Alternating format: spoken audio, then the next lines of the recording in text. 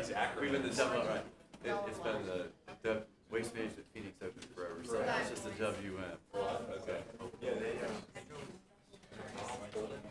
I know Rob really well. Really nice guy. Yeah, we do. I'm with Headquarters, so we do a good amount of work with you guys. Yeah. She let us know. Thank you.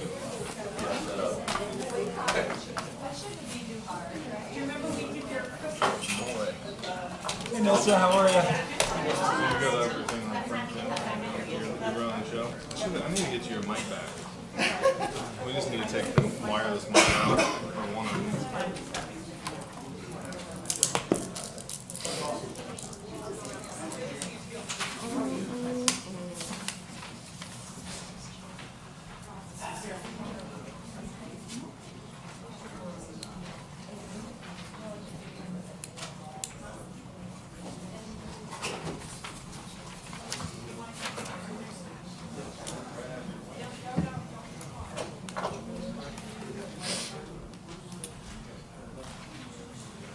Space? Not at all. Because I think my space is really supposed to start right here.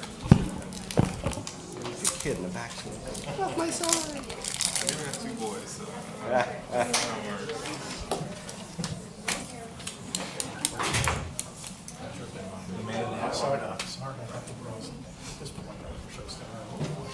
Oh, it's all right. You put your time in, man. Move on. I'm assuming I am here. Watch us next week one last time. Taking a break from the sugar, man. I'm a little disappointed in the lack of pile of sugar. Yeah, she's teaching piano with the boys. Sometimes she's asking today. Probably don't Yeah, need that. no, she's still teaching When it's piano available, with it's the boys. available. I mean, I don't know where she's that's going. why we don't keep candy in the house. That's fine. I'll just have the person reach Any out. sweets for Yeah, them. they should. Yeah, she's also playing chapel now at Yes. over back again over at Pastor Paul's, right? where? Pastor Paul's? No, she's playing chapel for the school. For Heather. Heather Vaughn. Yeah. We used to have some fun. I think we could do it.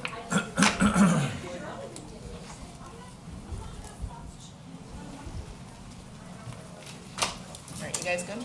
Yep, whenever you are. Yeah, they're gonna wait until after the fall period. Then I think November 27th and council session. So there's some good discussions with the candidates that don't come up and, they give a deal, so but they're gonna wait through. All right. Don't worry, I'm not going to disagree. Well, you gotta call me from time to time. You ready? Good evening, everybody. Welcome to our Village of Tequesta workshop meeting. It's October 30th, 2023. Can we please have our clerk call the roll call? Mayor Young, Here. Vice Mayor Brandon, Here. Councilmember Ambra, Here. Councilmember Painter, Here. Councilmember Sartori. Here. Thank you. Agenda item number 1, we have a very special recognition of our outgoing long-term council member, Frank Ambra. I'm going to come up here so I can read it into a microphone. All Awesome. right. Welcome. So I can sit next to Frank. It's a pleasure. Okay. Recognition of council member Frank Ambra's longtime service to the Village of Tequesta is undoubtedly in order. He has dedicated much time serving the community, and his contributions deserve acknowledgement. Frank Ambra began his service to the Village of Tequesta serving on the Audit Committee from October 30th, 2008 through June 11th, 2009. He then served in the position of Secretary of the Public Safety Pension Board from October 2009 through April 2012, when he was then elected to the Village Council. Over the course of his tenure, he demonstrated a commitment to the well-being of the residents of Tequesta. He left office in 2018 and was quickly appointed as chair of the Community Center Advisory Committee. In this capacity, he played a vital role in helping shape the vision and construction of the new Parks and Recreation Center. Frank was again elected in 2020 and was appointed by his fellow council members to serve as mayor from April 8th, 2021 to March 10th, 2022, further highlighting his leadership and dedication to the village. With nearly a decade of service, Councilmember DeAmbra's public commitment to the betterment of DeQuesta is commendable, and we extend our gratitude for his hard work and dedication over the years. We wish him the best in all his future endeavors.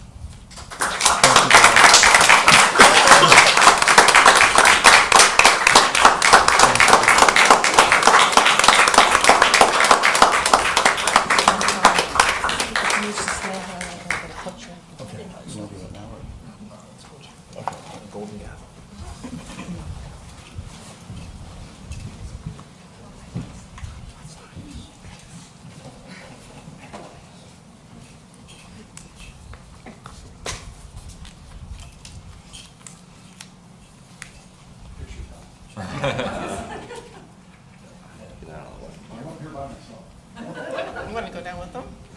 That's up to him. You can just. Put him on again?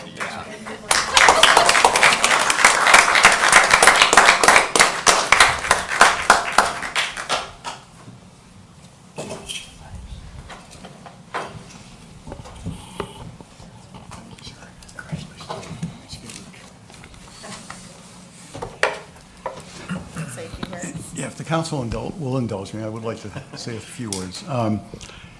As my colleagues on this council know,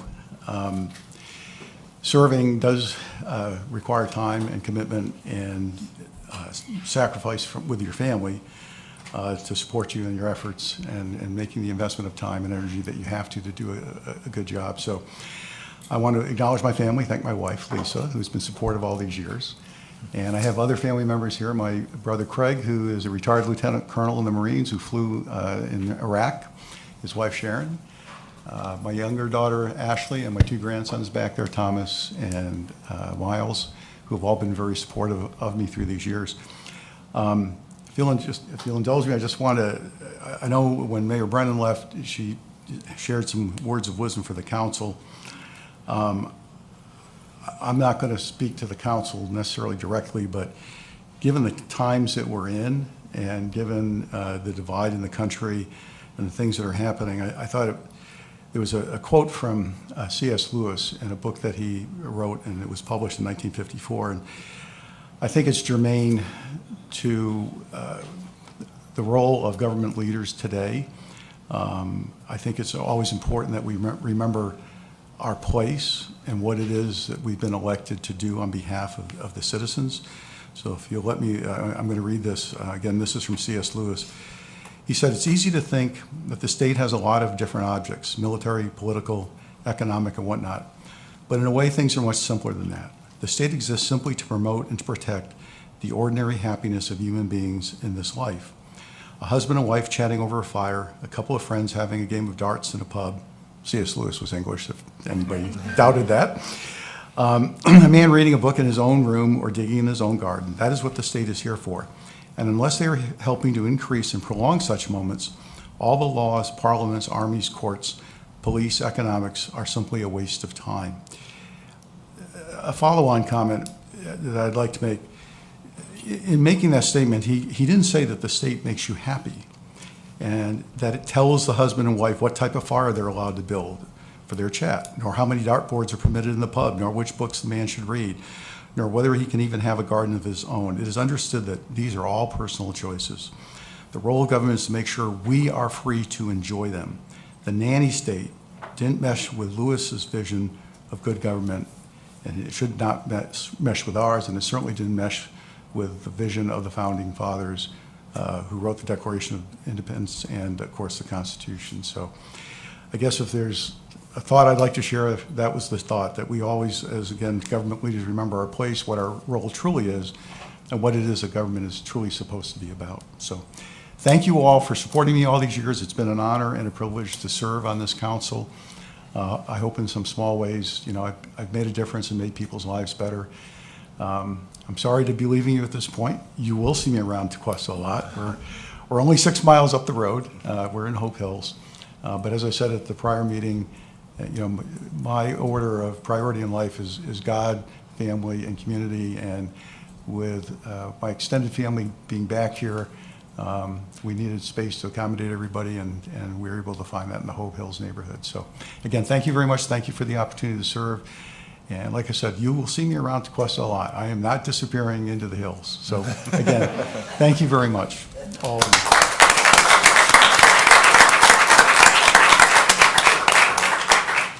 Any words from council? Frank, it's been a short time that I've served with you, but through the qualifying process and just getting to know you personally through that process, I commend and I respect your conviction. You have an opinion and you stick to it and you defend it, and I think we all can. I've learned a lot from just watching you and how you conduct yourself. So thank you for being a good mentor to me. I appreciate you for that. Thank you. And best of luck to you and your family. Thank you. Yeah, I was going to say, whether you know it or not, you've been a mentor to me, and I'm sure Rick and any new council member that's come up here. It's always, you know, one of the hardest things we have to do up here is every once in a while we have to make a decision. So it's been really helpful for me to watch you and the conviction that Rick spoke about, just to have confidence in the decisions you're making. And in our seven months up here, Yeah. I've you know, definitely taken notice of that, and you've been a mentor to me, and I hope you will not be a stranger, which I don't think you will. But congratulations on everything else. Thank you, Patrick. We've been through a lot. Yep. Ups and downs. Let's see, we started with the community center. Yeah, putting that all together. Tequesta Park, that was fun. Charrette process and many more. You do come with a wealth of knowledge, for sure. I admire that, and I do agree. You put your opinion and your belief out there, and you stick to it, and I know that takes a lot of strength, so I admire that in you. I do wish you guys the best. I know all about family journeys and making big steps. Yeah. So I really do. I'll miss seeing you up here, and I know you won't be a stranger, but we look forward to seeing you and your family. I know your family's very involved in our community and with our youth, so I appreciate that. And I do wish you the best, Frank. Thank you, Lori. Mayor Young, you have any words? Yes, first of all, Councilmember Ambra, I am terribly sorry that I was not able to send you off in person today, but it just truly 15 years of service to the community is just so outstanding. You've contributed so much to our community, and you know that will never be forgotten. Thank you for your dedication and your professionalism, and I really wish you and your family the best on this next chapter of your lives. And it sounds like you're not going to be, but please don't be a stranger. Definitely not. Thank you, Molly. Moving on to agenda item number 2, we have a presentation by the Department of Environmental Resources Management of Palm Beach County. So if I can do a quick intro for him, you know, over the last, we'll say, year or two, I don't know how far it goes back, but for a while now, we've been, you know, we've had residents' concerns about the beach renourishment. I know the mayor was in contact with the county and Commissioner Marino on a few different occasions, and I think one of the last ones, Commissioner Marino got us in contact with Mr. Studt, and so Mr. Studt's with the county and has agreed to come and give a presentation, help with some information, and help answer some questions. So with that, I'll turn it over. Thank you. Good evening. Andy Studt. I manage the county's coastal resources program. That's everything from beach and dune nourishment to inlet management to collaborating with our other partners who do that sort of thing on their own at the municipal level or at the state jurisdictional level. Thank you again. It's really helpful to be invited to do these kinds of things, to interact with you locally and get to answer questions. That's the biggest benefit that we get out of it is coordinating with you and being on the same page. So thank you for having me here. Start out with this first slide, and then going to run through kind of what the county does across the county, and then narrow down into Tequesta, and then hopefully save time for questions. Questions are my favorite part because we get into the nitty-gritty. This first slide is a good example of the challenges we face in the northern end of the county and really throughout Palm Beach County. We've got this extensive exposed nearshore hard bottom that's very sensitive, very protected habitat by the state and federal government. We've got a narrow perched beach and dune system, and we've got historic development north and south of any park areas that are kind of built right on top of the native dune system and kind of has disrupted that native natural give and take of the dunes. We've also got our beautiful inland waters and our beautiful offshore waters that support a diversity of different ecosystems, including the beach habitat, which is critically sensitive and is one of the big parts that we're trying to protect. So that's the old saying, location, location, location. We've got 47 miles of Atlantic coastline in Palm Beach County. About a half mile is jurisdictional into Tequesta, and about 33.6, or just over 70% of that, is considered critically eroded by the state of Florida. That means that we can, number one, get access to funding to manage those areas and restore any damages that may occur, but it's also just a measure of how impacted we are by ongoing issues. It's not just things that you see more frequently like sea level rise, it's more about inlets and storms, inlets, long-term management of those to give us access to the open water and economically drive our local communities. Also deplete sand from the beach. They act like big vacuums with sand. So it's important to get that sand back out on the beach and to replenish anything that's lost through the process of maintaining inlets. We've got 4 in Palm Beach County. Closest to here is Jupiter Inlet. We're on the north side of that inlet, so it's more of a benefit up here because sand tends to pile up on the north side of an inlet. And you'll see that in an aerial image where the south side of an inlet and this area of the state will be cleft landward. And that's because most of the erosion happens southward, but being on the north side is a better side to be on outside. Again, extensive nearshore hard bottom and historically developed interface. And the important part to me too is that storm track model. It's not a matter of if we're going to get stormed, to know that we are going to get hit by a storm. It's going to impact us primarily coastally, but we need to be prepared for it before it happens so that we don't have more extensive damages after the fact. We're also on one of the closest approaches to the Gulf Stream here. That means the deep water gets a little bit closer to us. Those storms are a little more able to transmit energy to us because we don't have a shallow shelf offshore that extends out quite as far. So a lot of things that factor in there. On the lower right, we've got a picture of post-Hurricane Nicole in Coral Cove Park. Did tremendous damage to the dune system. We had 10, 15-foot scarps in some areas. Those will remediate over time, but again, this is the native dune system that's been built on top of. So the dozen years it would take to build that up naturally, we don't necessarily have. We need to get back out there and build that slope back so that we don't have it falling on people, turtles, all those sorts of things. Complex web of stakeholders. We've got a number of inlet photos there with their own inlet management districts, or in the case of South Lake Worth Inlet, the county manages that directly. We work closely with all of those inlet management districts. We've got 1 deep water port. We've got 19 coastal municipalities countywide. We've got 39 municipalities total. Even though we have a set number of coastal municipalities, all of Palm Beach County likes to use the beach, and so do all of our visitors. We've got 1.5 million residents and growing every day. But really, ecotourism, tourism, that's our #1 driver. People come here to see the beach. So it's important for us to maintain it, and that wraps into our funding as well. But partnerships and keeping together with everybody to stay on the same page is tremendously important to us. We're focused on the long term. That graph there shows you our placement history going back to the 70s. A lot of it's in response to long-term nourishment schedules, those big spikes, but those big spikes often are associated with storm events. And again, that's what we try to get ahead of to prevent any infrastructure damage or upland damage. And again, you'll see those spikes that are kind of in conjunction with long-term nourishment, but also storm events. Going back to 2004, 2005 hurricanes, you can see a big spike after that. After Sandy, there's a big spike. And recently after Irma, Dorian, a number of storms that hit us, we had a spike of repairing these long-term nourishment projects.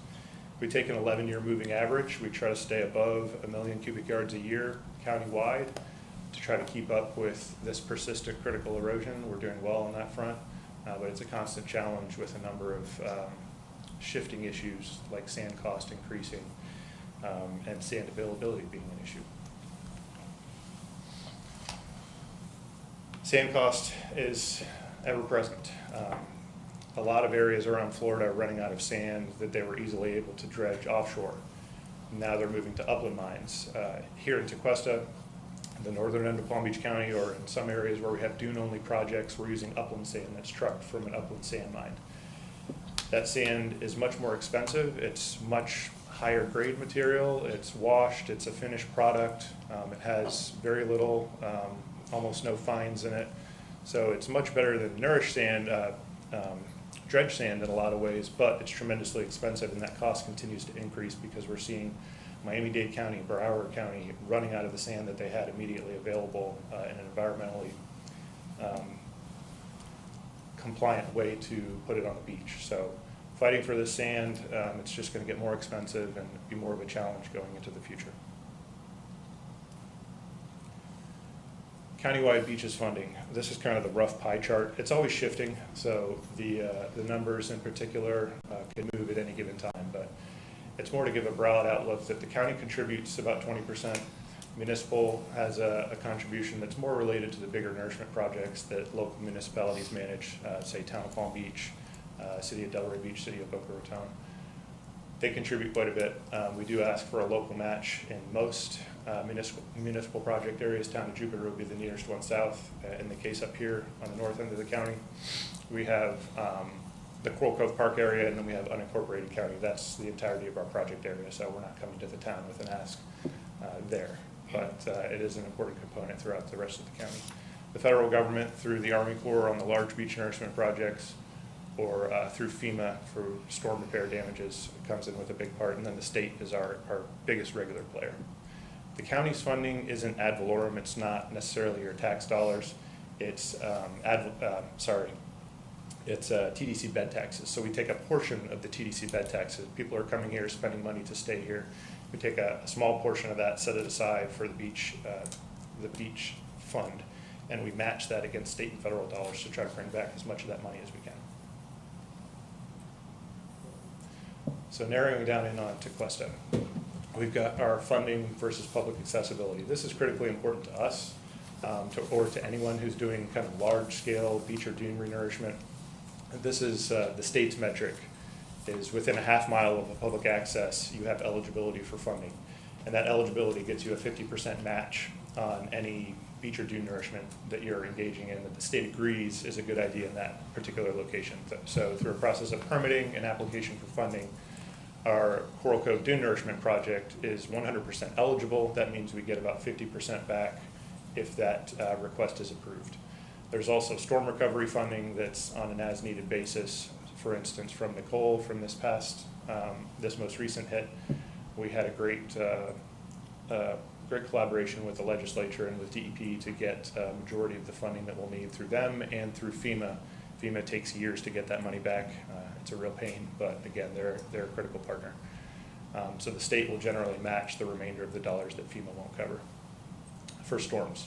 And then again, the regular nourishment process is through this state process. That center map there is our project area. It's about a mile long. It goes from the very northern part of the county all the way down about a mile to the northern limit of the southern reach of Tequesta. And then we have that central reach of Tequesta in the central part that covers the park and sea glass. The town of Jupiter Island also has a dune nourishment immediately north of ours. We cooperate with them in the understanding that what they're doing is going to help us by that sand moving down into our area and maintaining our beaches and dunes. So we provide transient access through our easements for them to be able to use our park for access and move sand up to their property areas where they get damaged. And then the biggest benefit to the village of Tequesta and our project area is the town of Jupiter Island's major beach nourishment to the north. They're placing much larger quantities of sand from an offshore borrow source that eventually finds its way down into this project area, and that natural sand transport and their additions north of there helps us tremendously. And then on the right, and I think we could probably come back to this photo because it's got a few key characteristics that I think you folks may want to talk about, but that's the southern reach of Tequesta. We've got 6 properties there. I know one is under redevelopment, probably a few more that may be in the near future. That entire stretch has rock revetment of armoring, and that is, good for the properties in a sense, but very difficult to do anything dune-wise. So when we talk about dune nourishments or dune restorations, generally where that rock revetment exists is where you would be doing a dune nourishment or dune addition. to comply with state regulations and to keep the turtles happy, basically, you're going to have to place 3 feet of material above those rocks, and you're going to have an excessively tall dune. That way the turtles, when they crawl up on top of the dune, are going to be able to nest and not hit rock and have an obstruction, and that would be considered by the state to be a take. Maintaining that level of sand over those rocks is going to be difficult. It's going to be constantly impacted by large storm events, and it won't be able to resettle as easily without maintaining that 3-foot average depth on top. So with that rock there, it's going to be difficult to do much dune-wise in that stretch. If that rock were to be removed and seawalls set back further, then you could have a dune system that could be managed in an engineering sense. But that takes a lot of political and real estate effort with the redevelopment that goes on. So a little bit of nuanced difficulty there. And then in terms of things like beach nourishment, I won't say never, ever, anywhere, but it's almost never, ever likely to happen here because of that extensive nearshore hard bottom that's exposed on a regular basis. To mitigate for that reef, if it were to be covered and replace that reef offshore elsewhere with artificial reef would be tremendously expensive. Tens and tens of millions of dollars. It's not cost effective. So that's why we're at dunes here as the best solution. Again, we've got this historically developed dune system, and really we're kind of between a rock and a hard place. We're not at the stage where we're going to talk about going inland anywhere. That's more of a political discussion. So we're in the middle of 2 sensitive environments. We're trying to protect infrastructure, maintain that natural existing beach habitat that's critically important. 100% of the habitat in Palm Beach County is critically listed for endangered sea turtles. This is the most densely nested beach in Palm Beach County, this stretch of beach in the northern part of the county. And frequently, Palm Beach County is the most densely nested beach within the country, and certainly within the state of Florida. Sometimes Brevard County or some areas north of us can get a little bit above us, but generally we're the most densely nested, so we've got the most nests on the beach. So it's critically important for us to maintain that beach and dune habitat for environmental reasons. And then we have the nearshore habitat that's critically important for fishes, for foraging turtles, just a number of different critters. And it's got to be good for people too. And that's where our dollars come in to say, that's what we're maintaining is access to the beach, keep people coming, and maintain it for all of those reasons above. So Coral Cove project history. Our first project was in 1989, about 12,000 cubic yards, and you can run down the list there. And again, it's mostly in response to storm events. So you'll see 2005, we've got after the series of hurricanes we had come through. 2013 was after Sandy came and wiped much of the dune away, most of the seaward part of the dune away. And 2022 was in response to Irma and Dorian. It takes a long time to put funding in place and get these things together. But once we have it together, we're ready to move. Then after we recently rebuilt it, Hurricane Nicole came very close to us. And again, many of these storms aren't necessarily going to be a big impact to the land. So it might seem like, what's the big deal until you go out on the coast and see these big waves rolling in. It's almost always going to be tremendously impactful on the coast. And again, where we have that historic development on top of the native dune system, it's going to eat away those engineered dunes. And at least it's not eating away the structures above that, but those dunes also act as a secondary sand source to get out there on the beach to provide habitat immediately after a storm, like a native dune would do. So through that process, or through the emergency process, we were able to immediately rebuild the dune this past year. Again, we had 10, 15-foot scarps in some areas, reasons public safety-wise, much less environmentally, that we needed to get out there right away and replace that sand. And on the right side there, you'll see some of the costs. The 2022 project at 42,000 yards was just under $2 million. We planted 26,500 plants. Usually when we do a dune nourishment or a beach nourishment, we'll look to plant that upper part of the dune with native dune plants. That way they can establish and help grow that dune naturally. This most recent project was very much an emergency project. We didn't have contracts in place. We had to go through emergency contracting, so we didn't have an opportunity to plant that upper part of the dune. We're going to assess the dune this winter, see what kind of condition it's in. It was in very good condition up until the last couple of weeks. It's been extraordinarily rough. We've had king tides the past week. So we're expecting some damage from this extremely rough conditions combined with higher than average tides. But if the dunes are in good enough shape, we're not going to touch them, other than we may do some planting to add what we didn't do last year to try to fortify them. But you'll also see the cost went up just in 1 year, almost 17% in per cubic yard placement. And that's something we're struggling with. A lot of the past year was fuel cost, catching up our contracts with a huge increase in diesel cost. It costs money to get this material out to the beach and truck it up the beach and place it on the beach. And you're seeing that in some of the cost. And it's also availability, trying to lock down that sand before all the counties north and south of us get to it. So maintaining those contracts is important to us. Environmental considerations, I mentioned a lot of them already. We've got 100% of the area here is critical nesting habitat. We've got that extensive nearshore hard bottom. On the left is an aerial picture that's running throughout the slides of Singer Island. Singer Island is very similar to here in that we've got that narrow perched beach and dune system. We've got developed condos on the landward side, and we've got extensive nearshore hard bottom. We've got that beautiful water just offshore, and you can see the turtle tracks all over the beach, and that's something we see in Tequesta here too. If I had a good aerial, I would put it on the left side, but it looks almost like a war zone out there with all the craters during summertime because it's just a tremendous success story in terms of turtles. Again, that offshore coral reef system is important, native dune plants. Coastal rack is something that's been in the news a lot lately and is very important to us. That's the brown seaweed that gets on the beach. We had a big scare that we were going to get hit this year with what was out there. Luckily, that kind of dissipated and got churned up by the active storm and wind season. We didn't get a lot of that on our beaches. Really, that could happen anytime. It's more dependent on wind conditions blowing it onshore for us. It's always offshore. It can be in greater concentrations, but it's about those consistent east winds and waves blowing it onshore. We recommend leaving it in place. It's really good for the native beach and dune system. It's important. Understanding that not everybody likes to see it, so there are removal efforts throughout the county. We don't fight those, but we recommend leaving it in place because it adds nutrients to the dune plants to help them grow in a nutrient-poor system. Shorebird nesting also goes on out there. There's increasing focus on that, understanding the habitat that's been lost and trying to maintain what we have.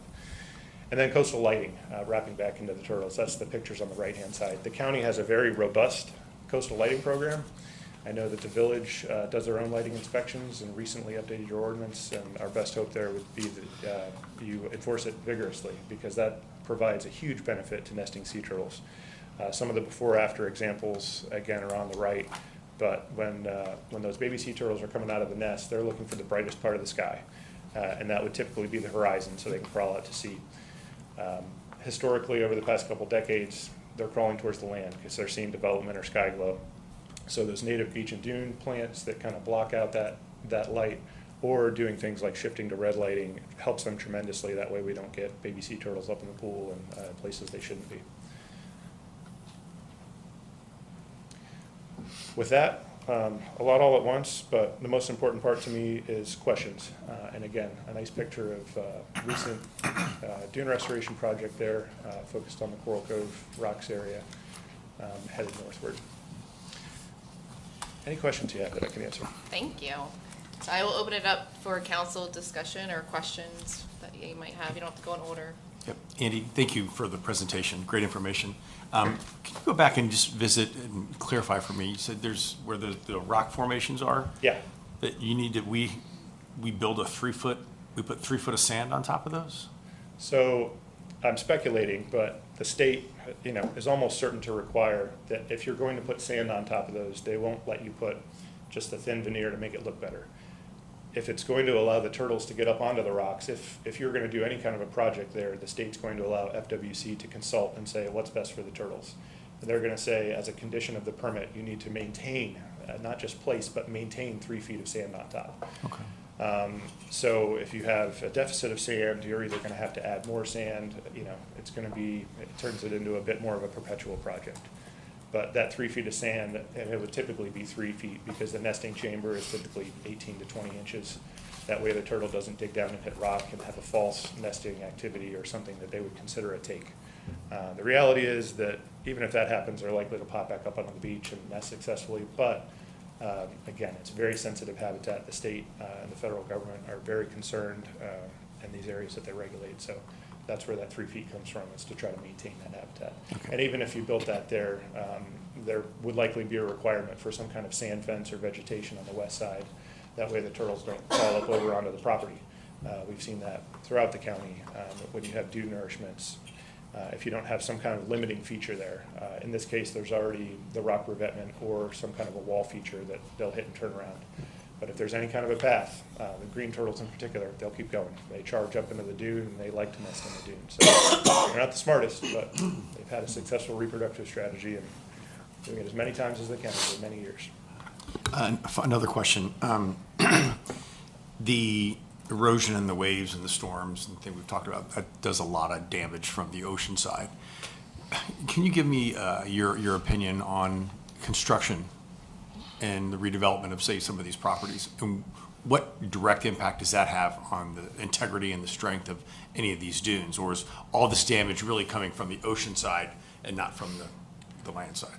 A lot of the damage is already done from construction because, again, we've been historically developed. There's not very many open lots out there. And that's a problem for the environmental side and the damage side because those lines have already been set in sand, probably more seaward than where they should have been. They're set on top of that native give and take. So that wall and that armoring system, it's hard to give it up now that you have it. But now that it's there, those property owners are going to fight to keep that as the line in the sand. So again, that gets into a highly politically charged discussion of moving that line, but we've got seawalls elsewhere in the county that stick out into the water, and it's tremendously impactful to the environment. And they'll sue to keep it that way as long as they can, or until a storm event damages it to the point where it has to be rebuilt, and then conditions can be added. And that'll happen eventually. If it's not years, it's decades, it's 100 years. We're going to get hit by a big storm. It's just a matter of when. But the construction itself, when they demo a building and they start laying the foundation and things like that, if it's 250 feet away from the dunes, does that banging, that pounding, that construction, that act of building, does that damage the structural integrity of the dunes? I wouldn't say it damages the structural integrity of the dunes. I would say that if it were close enough, it could damage, certain parts of the ecosystem, and that's what the state's going to look at very closely as part of their coastal control line. And that's not just permitting dunes and things, but anything east of the coastal control line, which all of these properties will have some component that's east of there, is going to be highly regulated. So the state's going to come in and say, you have to satisfy X number of conditions. You'll have to keep a fence up to make sure that sea turtles don't go in this area, and you'll have to provide daily monitoring with a certified turtle monitor with history and experience, and you'll have to pay to do that. You'll have to relocate nests that fall in this area to prevent them from being impacted. So there's, I would say, a tremendous amount of regulatory authority in place with the state through DEP to do that and to handle that. And that falls along their coastal construction control line, which I would say generally in this stretch of the coast is probably about halfway between the road and the water line. So it's going to be on the eastern edge of the property, but it's definitely going to fall west of those seawalls or improved structures that are already there. So they will have the opportunity to comment and weigh in on that, and it'll be important for those areas to be protected. Anything that gets out in that area, it's limited what you can put out there, both in terms of storm events. You don't want a storm event to come in and wash something out into the dune system that gets buried in as a problem, but also just in terms of its impact on the environment out there. So, something like that rock revetment you're seeing probably wouldn't be permitted today. Most of the structures in Palm Beach County are going to be grandfathered in because they were permitted decades ago. There's a lot more consideration for what's going out there now. But what's there is generally, again, that's kind of a line in sand, and it's hard to push landward of that because it turns into a legal fight. Okay, thank you. All right, well, thank you. Yeah, that was. Can the audience ask a question? Yeah, when we get to public comment. When I get to public comment, yes, sir. But absolutely. We're going to go down council. Okay, No, he's we're going to not. go to the council comments first, and our mayor is You're actually allowed. on Zoom, and I want to hear her feedback as well, and if she has any questions, and then we'll go to public comment. Well, thank you. That was extremely informative. I've lived here my whole life here in Palm Beach County, and as long as I can remember, there's been dredging going on. And growing up surfing, that was always a problem because the breaks were always moving and whatnot. But I understand the need for it. One question I have, and I was looking at the Coral Cove project history. You got like a 5-10 year, and then the 22-23, there was two pretty large projects. Was that in reaction to just environmental conditions, or is that just what we're living with now, that we're going to expect to see this almost on an annual basis going forward? I would say it was mostly environmental conditions, and I would even rewind a little bit to 2014, the project before that.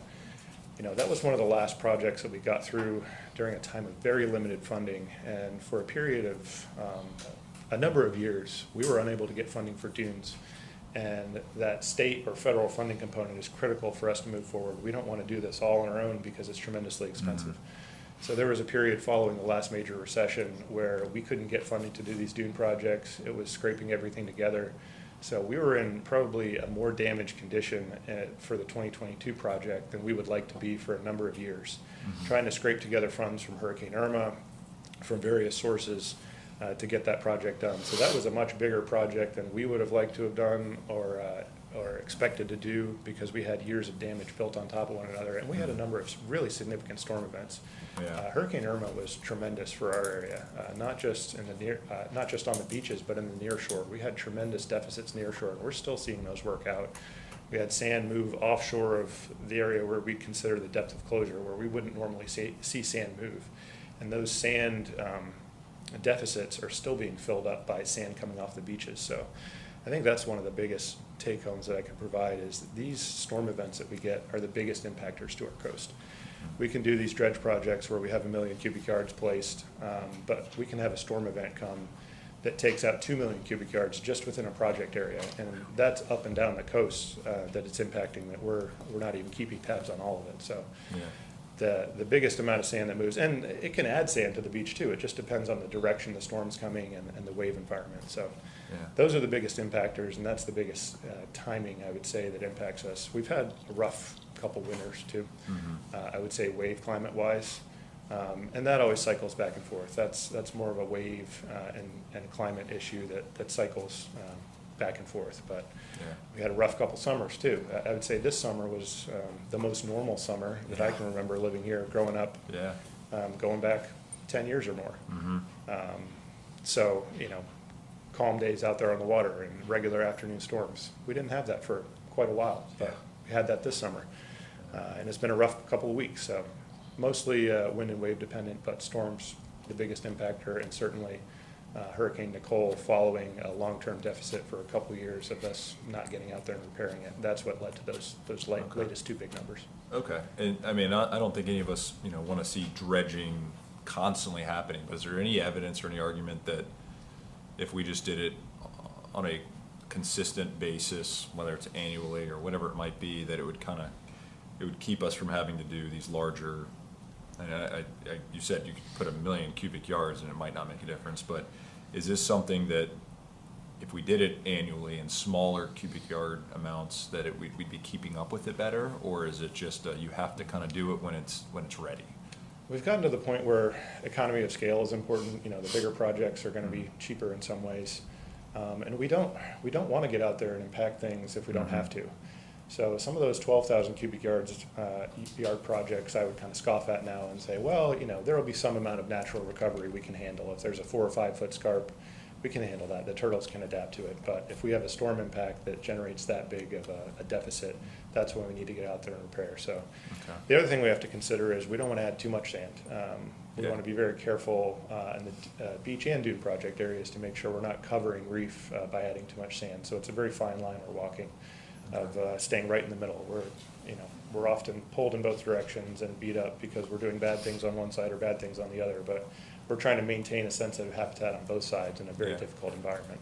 Okay, my last question, and I'm fairly certain I know the answer because we'd probably already be doing something, but there's technology and innovation are always expanding, but are there any other longer term viable solutions that anyone's looking at, or is this this is it, and we just have to keep This trying? is the best solution at the current time, and in the foreseeable future, in the near term. And there's been quite a bit of research that's been done into it that, even with some of the aggressive sea level curves, beach and dune nourishment can keep up with those, more so than armoring or some of these things that would be more detrimental in other ways to the environment. So again, we can get into the political side of, manage retreat, but I don't see that happening in the near term because it's very political, and you get into property rights and people suing, and it's just not something that happens in the near term. And it's political, so it's outside my wheelhouse. Smart. But in terms of benefiting the environment and trying to maintain that semblance of, between the reef, between the beach, maintain that sensitive habitat on both sides, putting the best sand that we have available at the most reasonable price is the best way to attack this problem now and in the foreseeable future. Great, thank you again. I just have one quick question. Sure. Because you mentioned, the grandfathering, which is always an issue, particularly with redevelopment. But when you look at the photo that you showed, where you had, I guess you call it the armored or the stone emplacements. Yeah, rock revetment. So that's like 100, 200, and 250 Beach Road.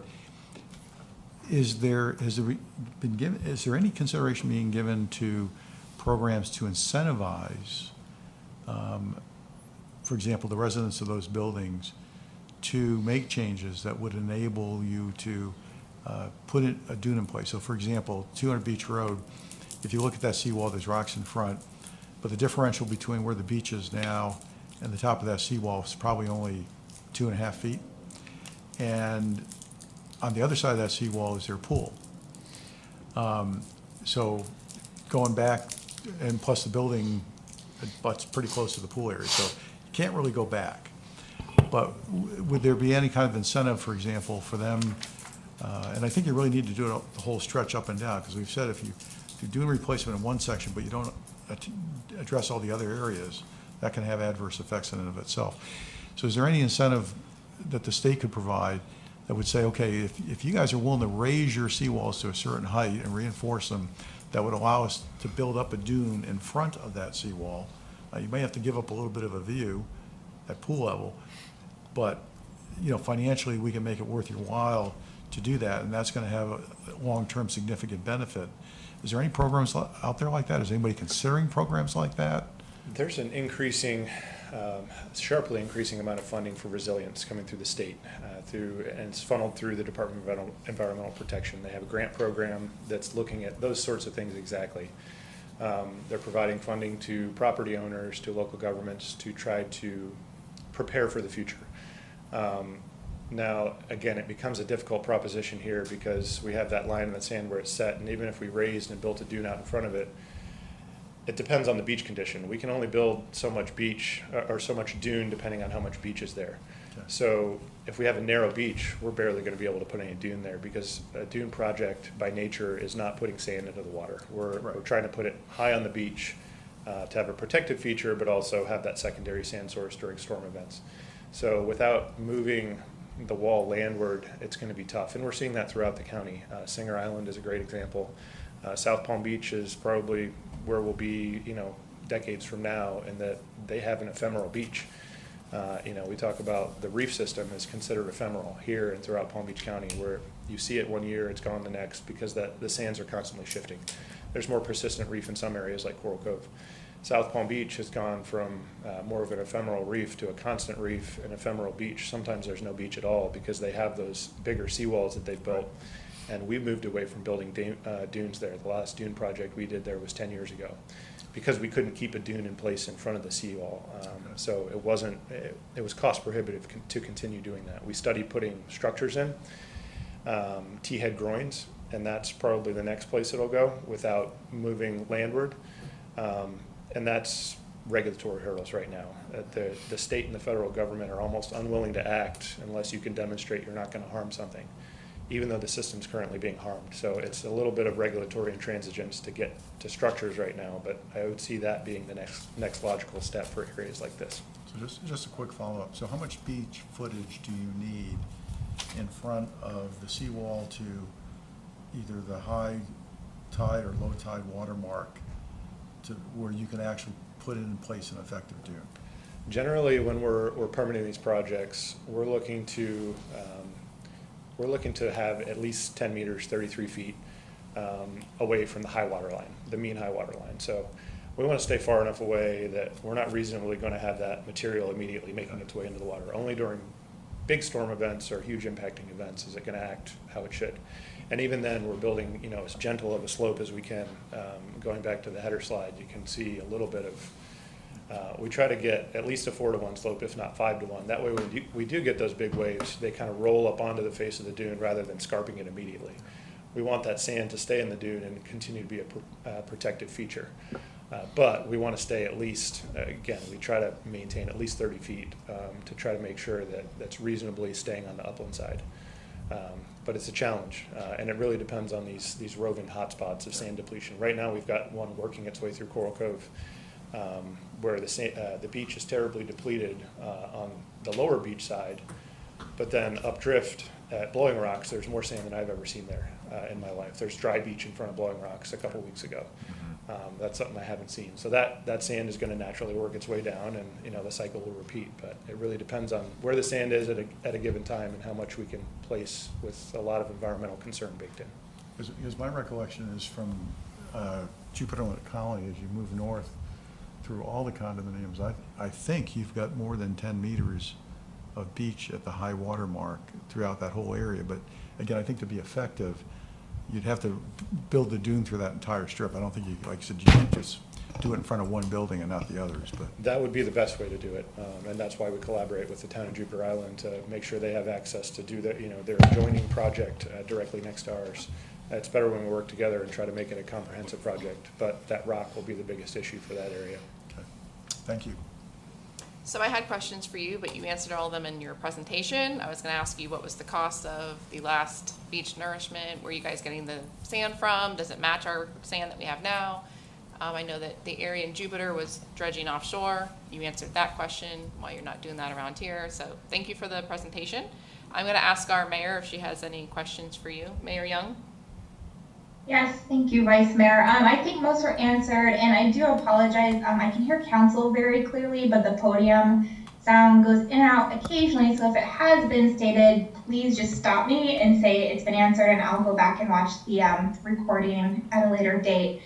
Just kind of to go off what Councilmember Ambra was saying with the dune restoration. So, when developers have come to us, we've kind of dabbled with, should we change our ordinance to have, dune restoration as a requirement? But a lot of questions came up, such as, do we even have the jurisdiction to do that? And then, if you have a stretch of condos and say you have one restore the dune, but then you have two next to it don't, and they just have that bulkhead wall there, you actually creating a bigger problem, because we all know water will find a way, the easiest path. So could you actually be, forcing more water on the condos on either side that don't have the dune? I mean, are there any kind of guidelines or recommendations for dune restoration like that, like do's and don'ts?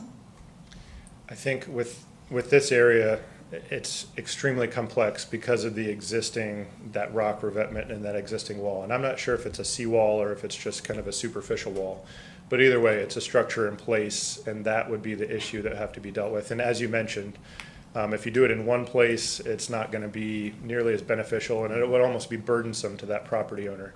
And that's going to be, difficulty that they would probably push back on. So it would have to be a little bit more of a comprehensive approach, and that makes it tough. I'd almost never say, dune restoration is a bad thing, but here it's a very nuanced issue because of that existing rock revetment. I wouldn't say it's a bad thing, but it's a very complex thing unless that gets pulled and something else is put in place. And again, getting back to the requirement for redevelopment, that gets a little bit into the political side, but my advice would be, if you really want to consider that, it might be good to hire a coastal engineering consultant and study that area a little bit more closely to determine that there's an engineering need or benefit to doing that. And you may be able to access some funding through the state's resilience programs to cost share on a study like that. Again, I'd almost never say it's a bad idea to do an engineered dune project, because it's a better option than all of the other ones. But here we've got an existing roadblock with what's in place, and without removing that, and how you remove that from a legal perspective would be the challenge.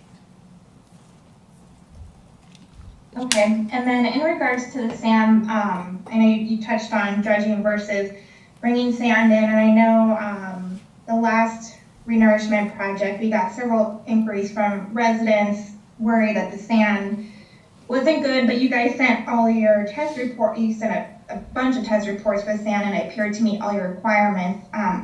Do you check the turbidity of the water while you were doing that too, or what are you doing for turbidity when you guys are doing the renourishment? We do not check the turbidity during dune-only projects because we're not placing the material directly in the water and we're attempting to stay well above mean high water. It's not typically a state requirement to do so.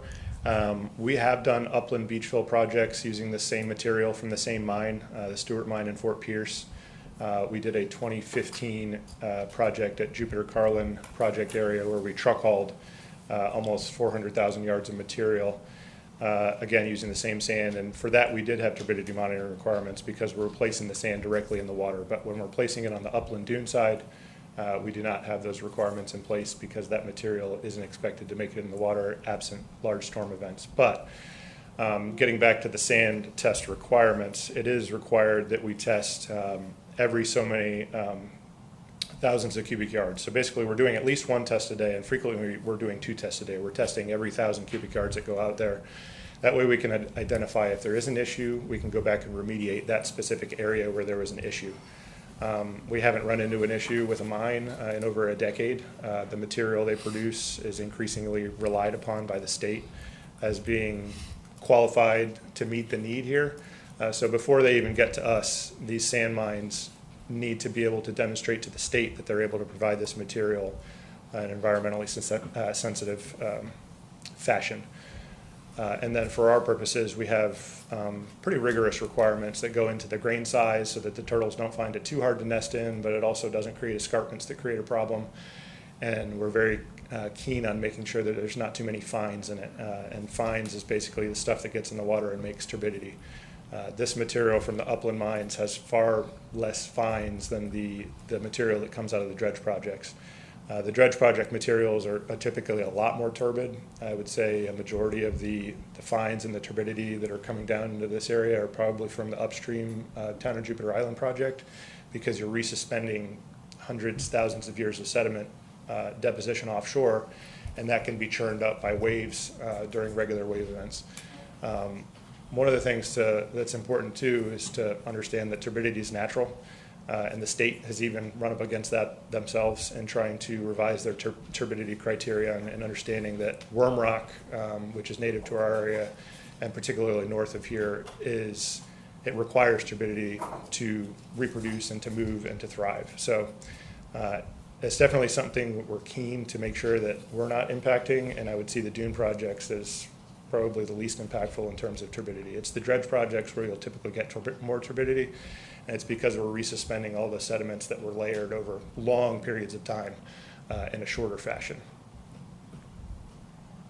Okay, thank you for explaining that. I think my last question is, I frequent Coral Cove, and I know as recent as Friday, there was severe dune erosion. It was unsafe beach stair access. The main stair at Coral Cove, south of the lifeguard station, you couldn't even really get off of the stair because there was a bluff there.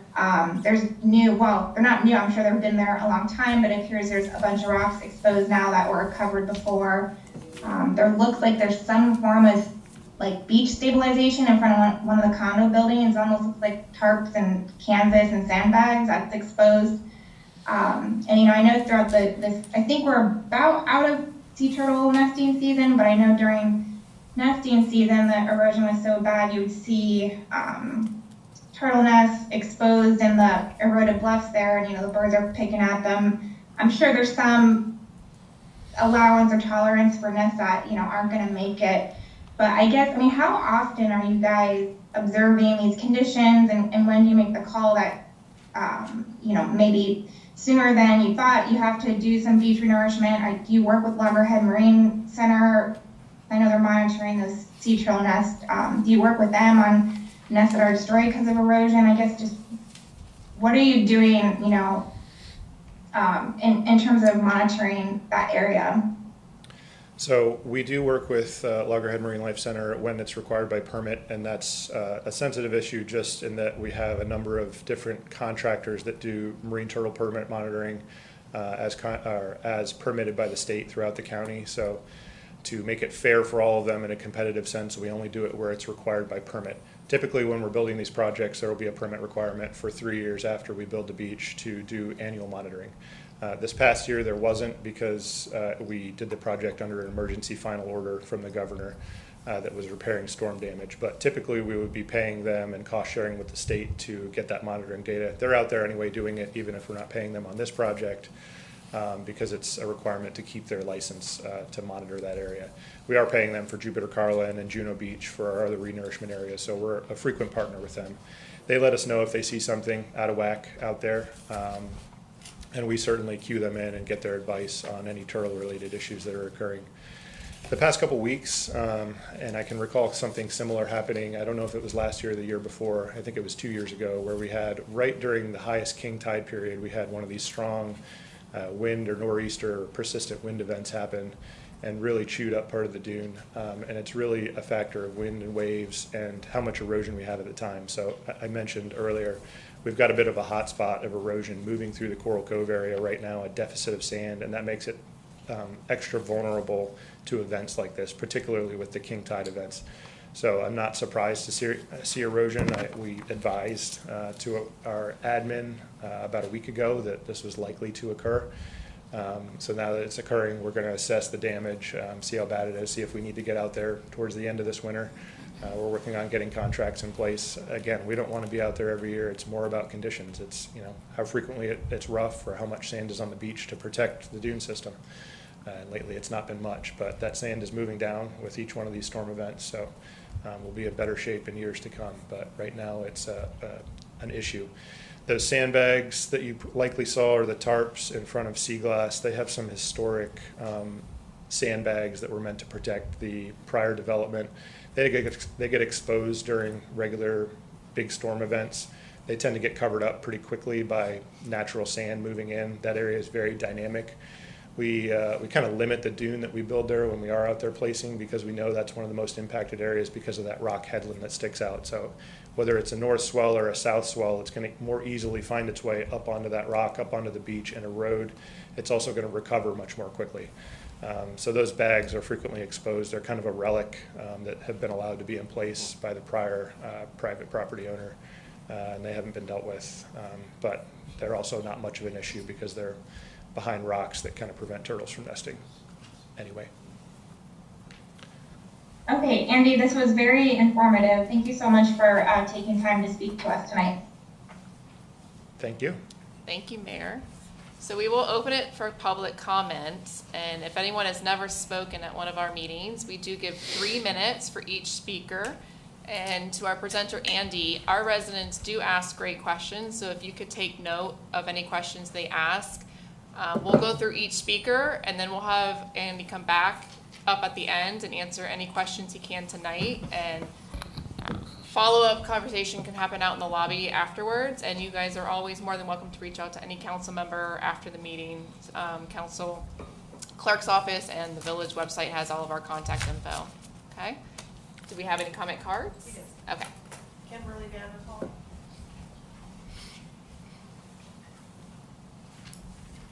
Hello, my name is Kimberly Vanderpool. I'm the owner of Carb Surf and Coffee, which is a business here in Tequesta. I would like to start off by reading information published by the Marine Science Institute of the University of California, Santa Barbara on the consequences of beach nourishment. Andy touched on a couple, but I feel it's worthwhile to go through the full list. What are the consequences of beach nourishment?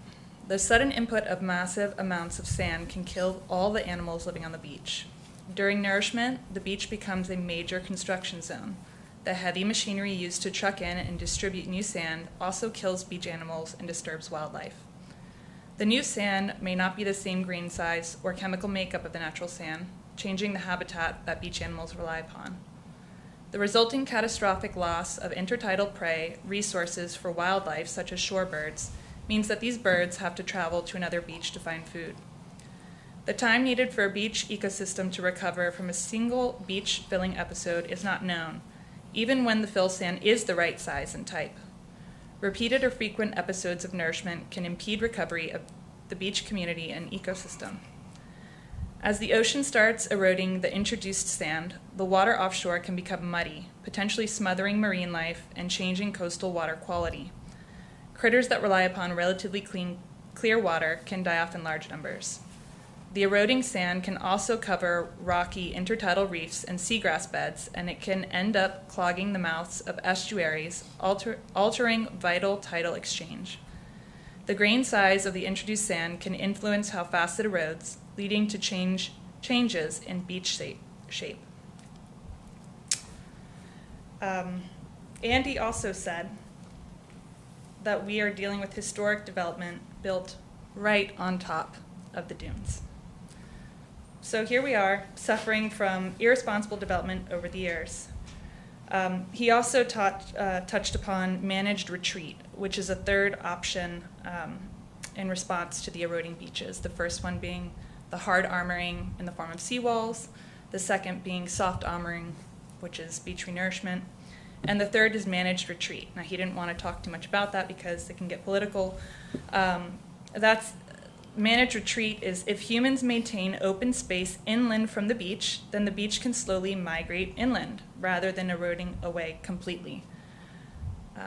It's unfortunate that we cannot consider that third option. I guess my only question left is, Andy did mention that the possibility of building offshore reefs, and he said this would be upwards of tens of millions of dollars, but if we're spending $2 million a year, it's only going to get more expensive. We're only going to need more sand. I mean, what's that going to take, 10, 15 years? Maybe it's something that does need to be considered. Thank you. Next, please. Graham Hastenbeck.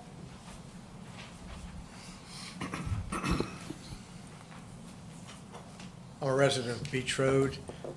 We spent a lot of time tonight talking about the ocean side of Beach Road in Carl Grove, but I haven't heard too much about the inland side, which is eroding dramatically up to and including on Beach Road. So if we're doing sand replacement only in the ocean, what are we doing to protect the inland side? We have all the mangroves have been cut away by our visitors who can't get enough ocean side, so they're taking over the inland side, and what protection we had is now depleted to minimums. There has been a sign there for 8 years saying Carl Grove Restoration Project in force. What is it? Haven't seen anybody there for 8 years. We're just letting the ocean side, which I agree with 100%, but we're all forgetting about the inland side. And the inland side last year came up and over Beach Road. And then we had to have our guys from Palm Beach County come bring sand into that side to fill up the holes. We tried to get the county council to work with us on redoing Beach Road to put some less island parking in there so we could reduce the parking amount, which would reduce the public's access to it, which would allow maybe our mangroves to rejuvenate, but we're not having much success. There's a plan in effect, but they didn't look at the plans that we submitted with islands going right down Beach Road, taking up 3 parking spaces and palm beaches and palm trees coming out of them that would allow less intrusion by the public because we'd be reducing parking and then maintaining the mangroves. But if we're going to put sand in the ocean, we need to put some sand in the inland waterway. Thank you. Thank you.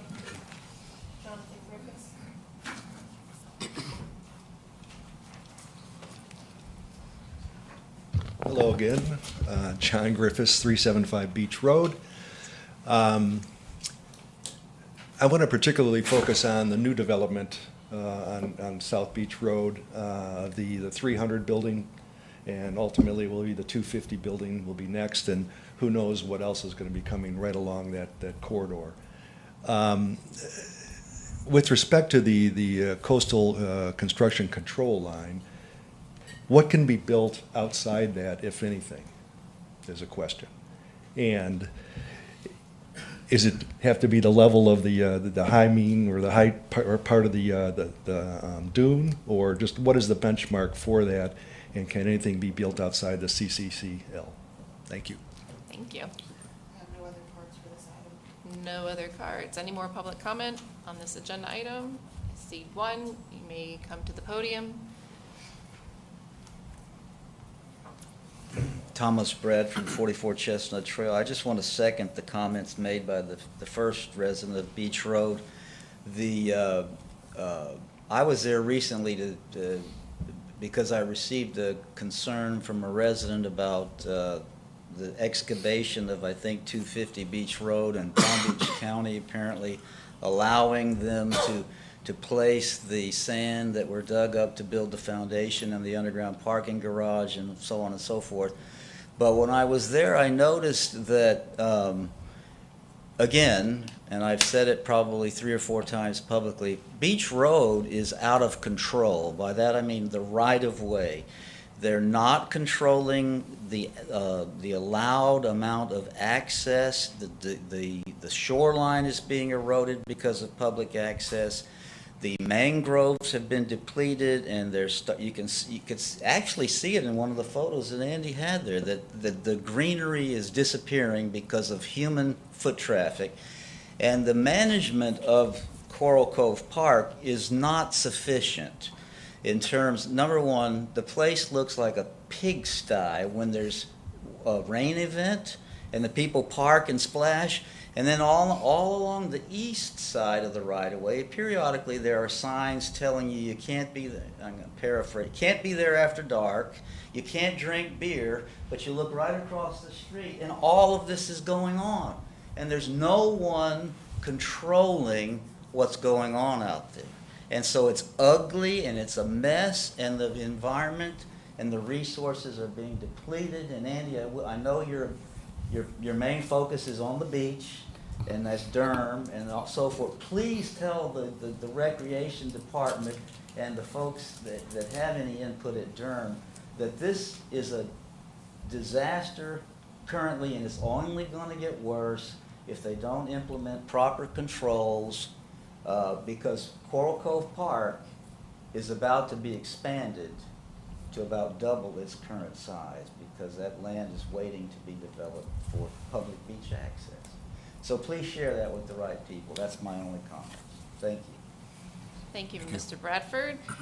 So Andy, if you could quickly answer any of those questions, and anything that you can't answer tonight, we can always get you in touch with our manager and he can relay it in a memo to the council. Sure. I'll try to be as quick as possible. I'll go in backwards order and start out by just thanking you again for having me here. Having the opportunity to have this exchange is probably the most important part to me and to us in managing this program.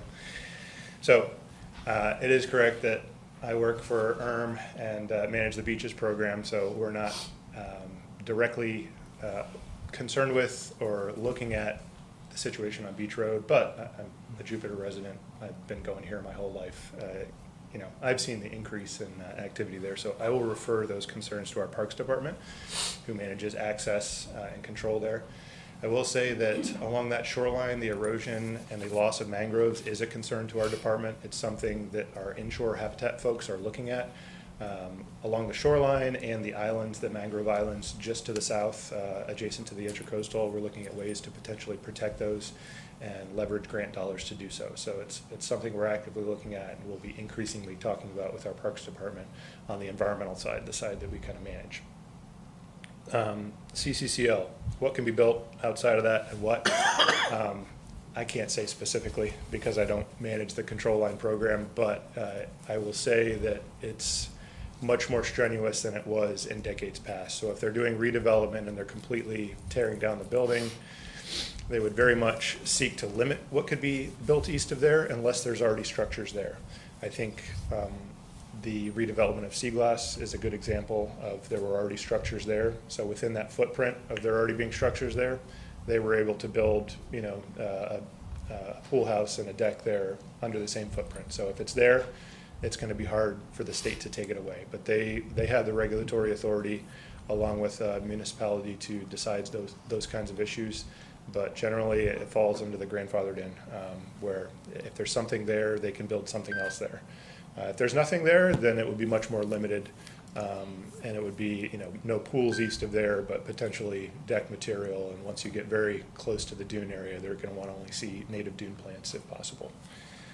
So there are definite limits, but that grandfathering in process brings a lot back to the table. So there, let me just clarify. So, sir, we're not going to allow any more questions. We're just going to have him present. But more than happy if you want to catch him in the lobby, you can further the conversation. Thank you.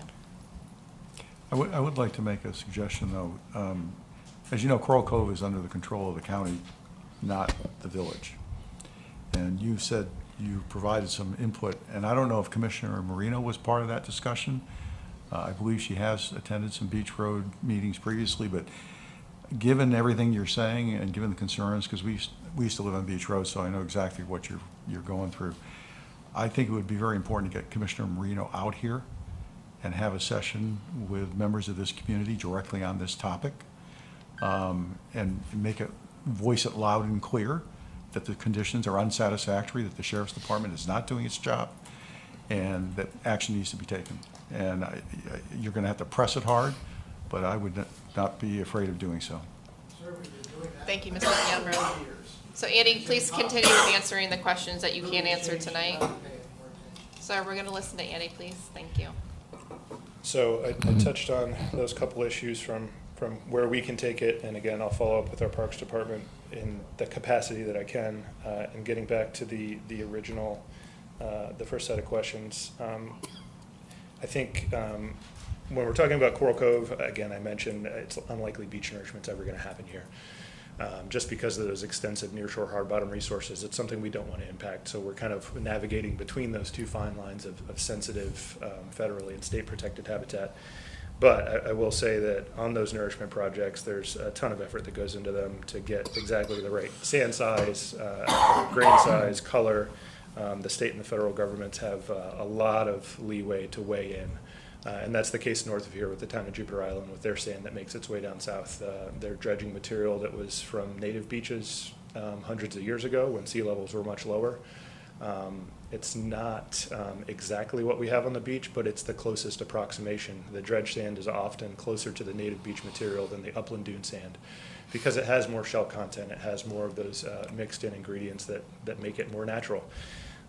So, you know, I think there are some out there that would love to say, oh, we'd go the easiest route possible and put, you know, the cheapest stuff we could find.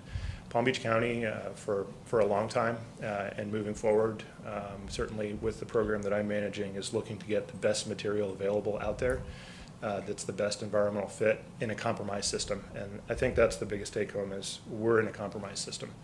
We're dealing with this development that's already in place and isn't moving now and isn't going to move until politics says it moves, and that's a ways in the future. But from the engineering studies that we have available, this is the best option. This is the best, most environmentally sensitive option for the current time and place that we find ourselves. Is that all of them? I think that about covers it. And you know, in addition to sand size, we're looking at the fate of that sand too. We're looking at it finding its way onto reefs, and the state and federal governments are too. So downdrift impacts are hugely important.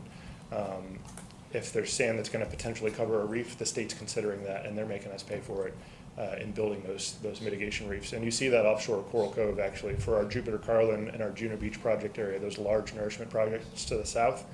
Our mitigation reef, a large component of it, is just offshore of Coral Cove, and you can see that in those potted rocks that are offshore there. It's a nice snorkeling feature, but it also provides habitat to make up for some nearshore hard bottom that was covered during those initial projects. So you're kind of seeing that mitigation reef process in action off of Coral Cove and on the positive side. Awesome. Thank you. I really appreciate your time. Council, is there nothing else? No, thank you so much for your time. Thank you all again for the opportunity. Thank you to our speakers. You guys had great questions. Thank you, Andy, for answering some of those quickly.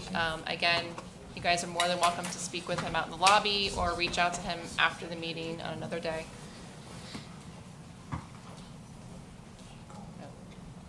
All right, we're going to quickly move on to the next agenda item. Discussion on Beach Road Association's request for annexation analysis. Who would like to? So this is a request by the Beach Road Association. This, I'd say the request came a couple months ago. There's been several conversations since I've been here about annexation. This discussion started a couple months ago. I have engaged Nilsa, who I would say is close to an expert on annexation because of her time doing this. We've done this exercise several times, just since I've been here. I know she did it before I was here too. So we talk about expense that would be incurred, bringing in somebody like Nielsa to do this and do it. You know, there's multi phases to a full annexation. I know that's not what they were asking for. They're asking for, you know, kind of more of a breakdown and moving in the right direction, just so I think they can have some information on annexation and what it would take. There's a lot that goes into it. The area that we're talking about is Area H, which is north of Coral Cove. And you see north of H, you have Martin County up in that area. So this chart, or this map, was taken from our annexation plan that was done back in 2011, 2012. We've, you know, just to give you an idea that we have been talking about this for a while. A lot of times when we provide, you know, a tax breakdown in these situations, not just for the north of, you know, the Beach Road, but we've done it in a couple other areas. And I know our historians from out here has piles and piles before that I didn't even know about, of us going through this exercise. It's been a challenge for the village.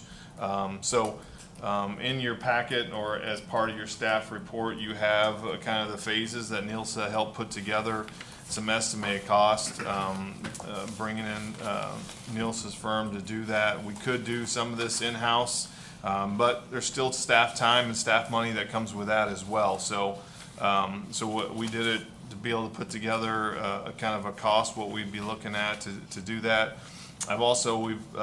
Jay has helped me put together kind of this would be one of the tasks that we perform, and so we put together kind of a taxable value for $1 million.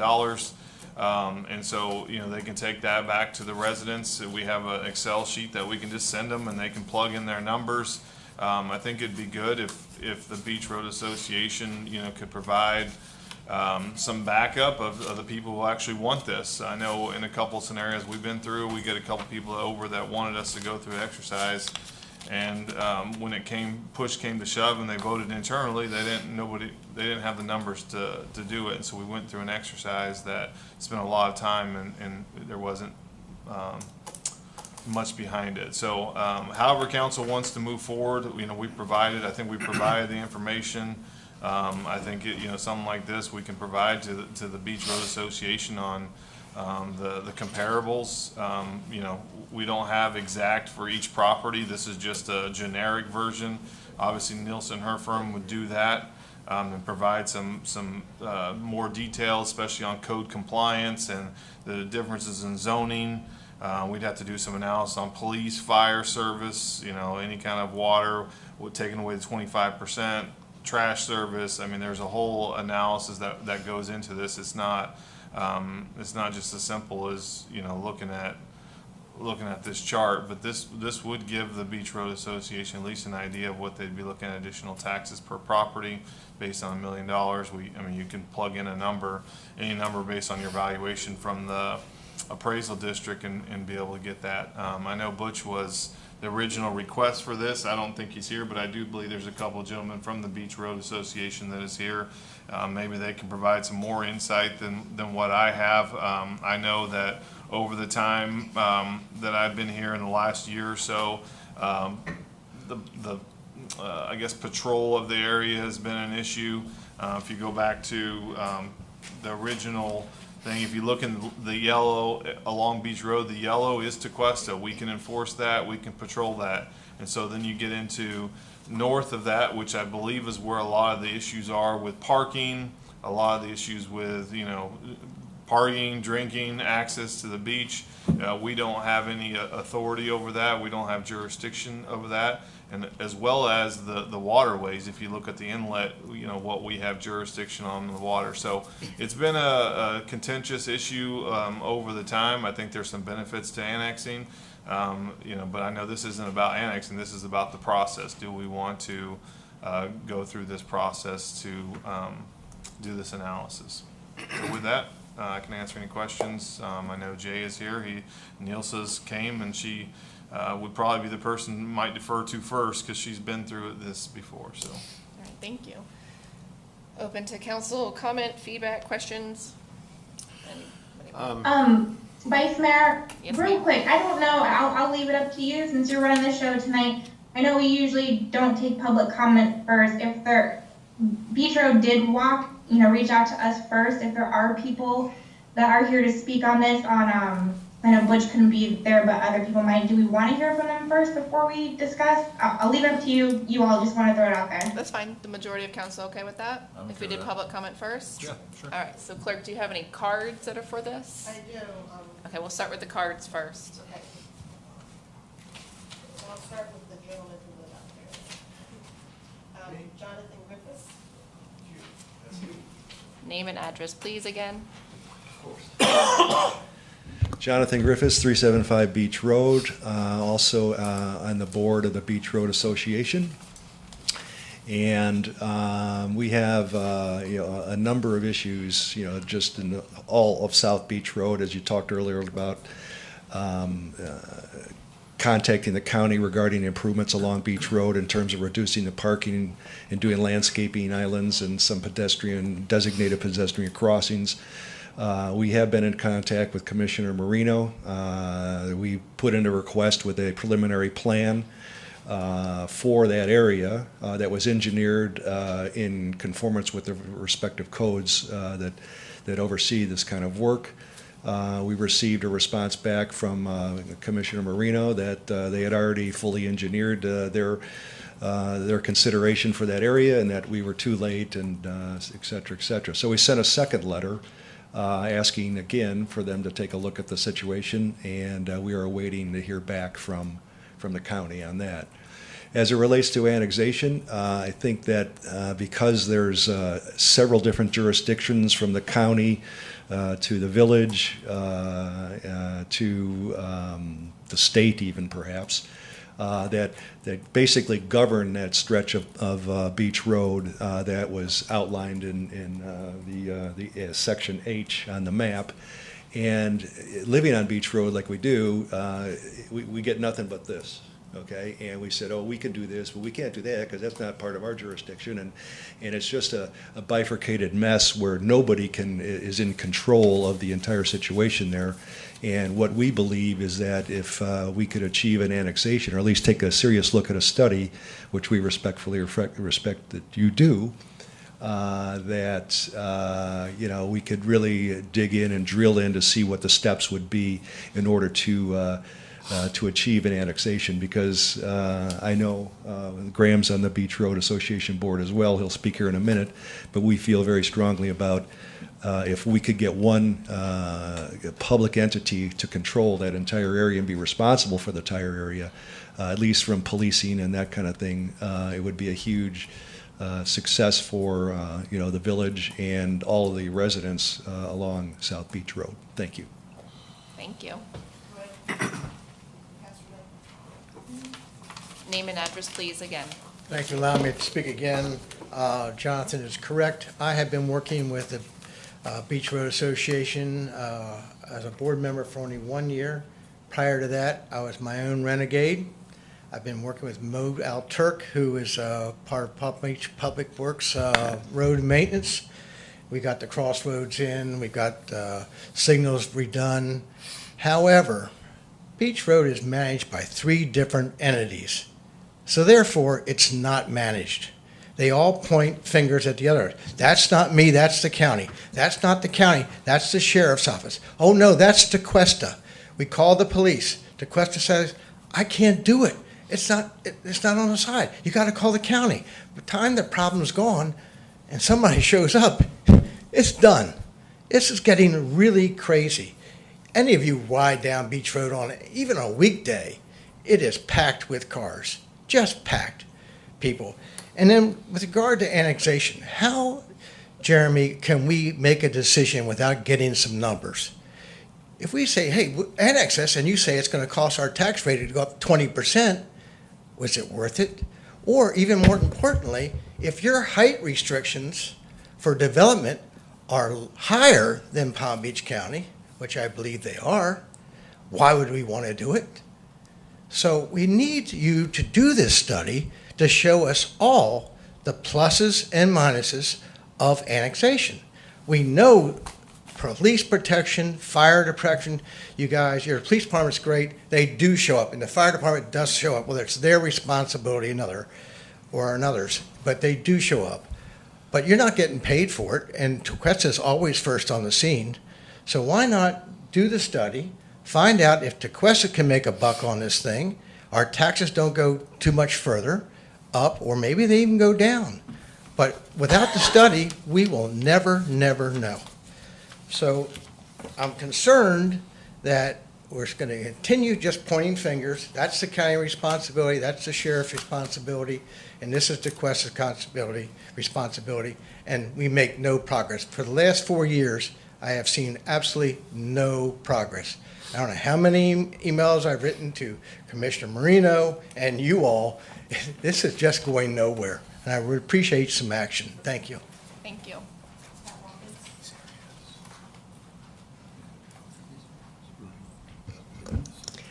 Good evening, Council. Pat Watkins, 167 River Drive. Probably the most frequent topic you'll see across your agendas if you stay on the council any amount of time is annexation, seconded only by golf carts. And the annexation issue usually is not just limited to Beach Road, although that's often the case.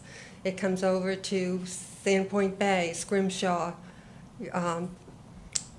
Broadview in the middle, and goes up Anchorage Point, all over. We have records back there in the archive room. Our top drawer is only 2 subjects, charter and annexation. Annexation is 90% of the drawer. I believe Mr. Bradford can agree that back in '95, he did this under him, same areas. This keeps coming up over and over. NILSA did an extensive study back in 2011? Yes. Okay. This same issue. The problem we have, usually, if it goes to referendum, it's defeated because the residents themselves don't have a majority that wants it. At that point, the village has invested funds not only to do studies, but then to hold a referendum that is doomed to failure almost, it seems. It's been repeated countless times. I understand the frustration of dealing with several different entities in one area. However, unless and until Beach Road Association can get some sort of a poll or whatever from their residents that the majority of them actually want this to happen and would put the onus of the cost of a study on Beach Road, I don't see the village investing in this again. Thank you. Thank you.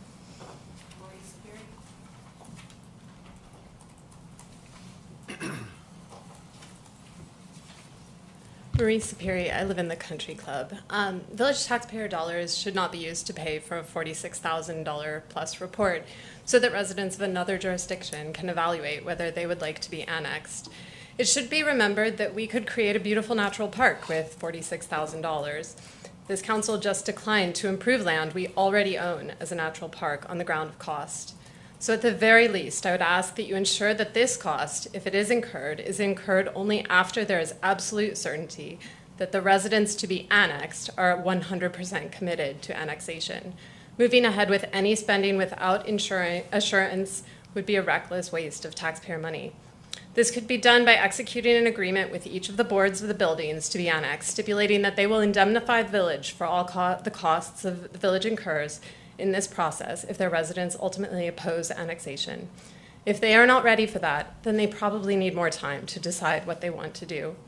Tequesta taxpayers should not be made to pay for a report so that outside interests can use it to evaluate whether annexation is in their personal interest. They need to establish that for themselves, and then we can move ahead.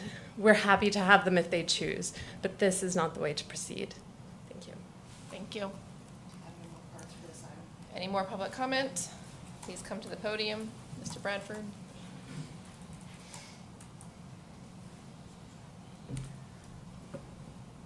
Thomas Bradford, 44 Chestnut Trail. I am in favor of annexation, and it's actually kind of ridiculous to expect future people that may wish to come into the village to pay the cost of telling them how much it's going to cost them to join the village.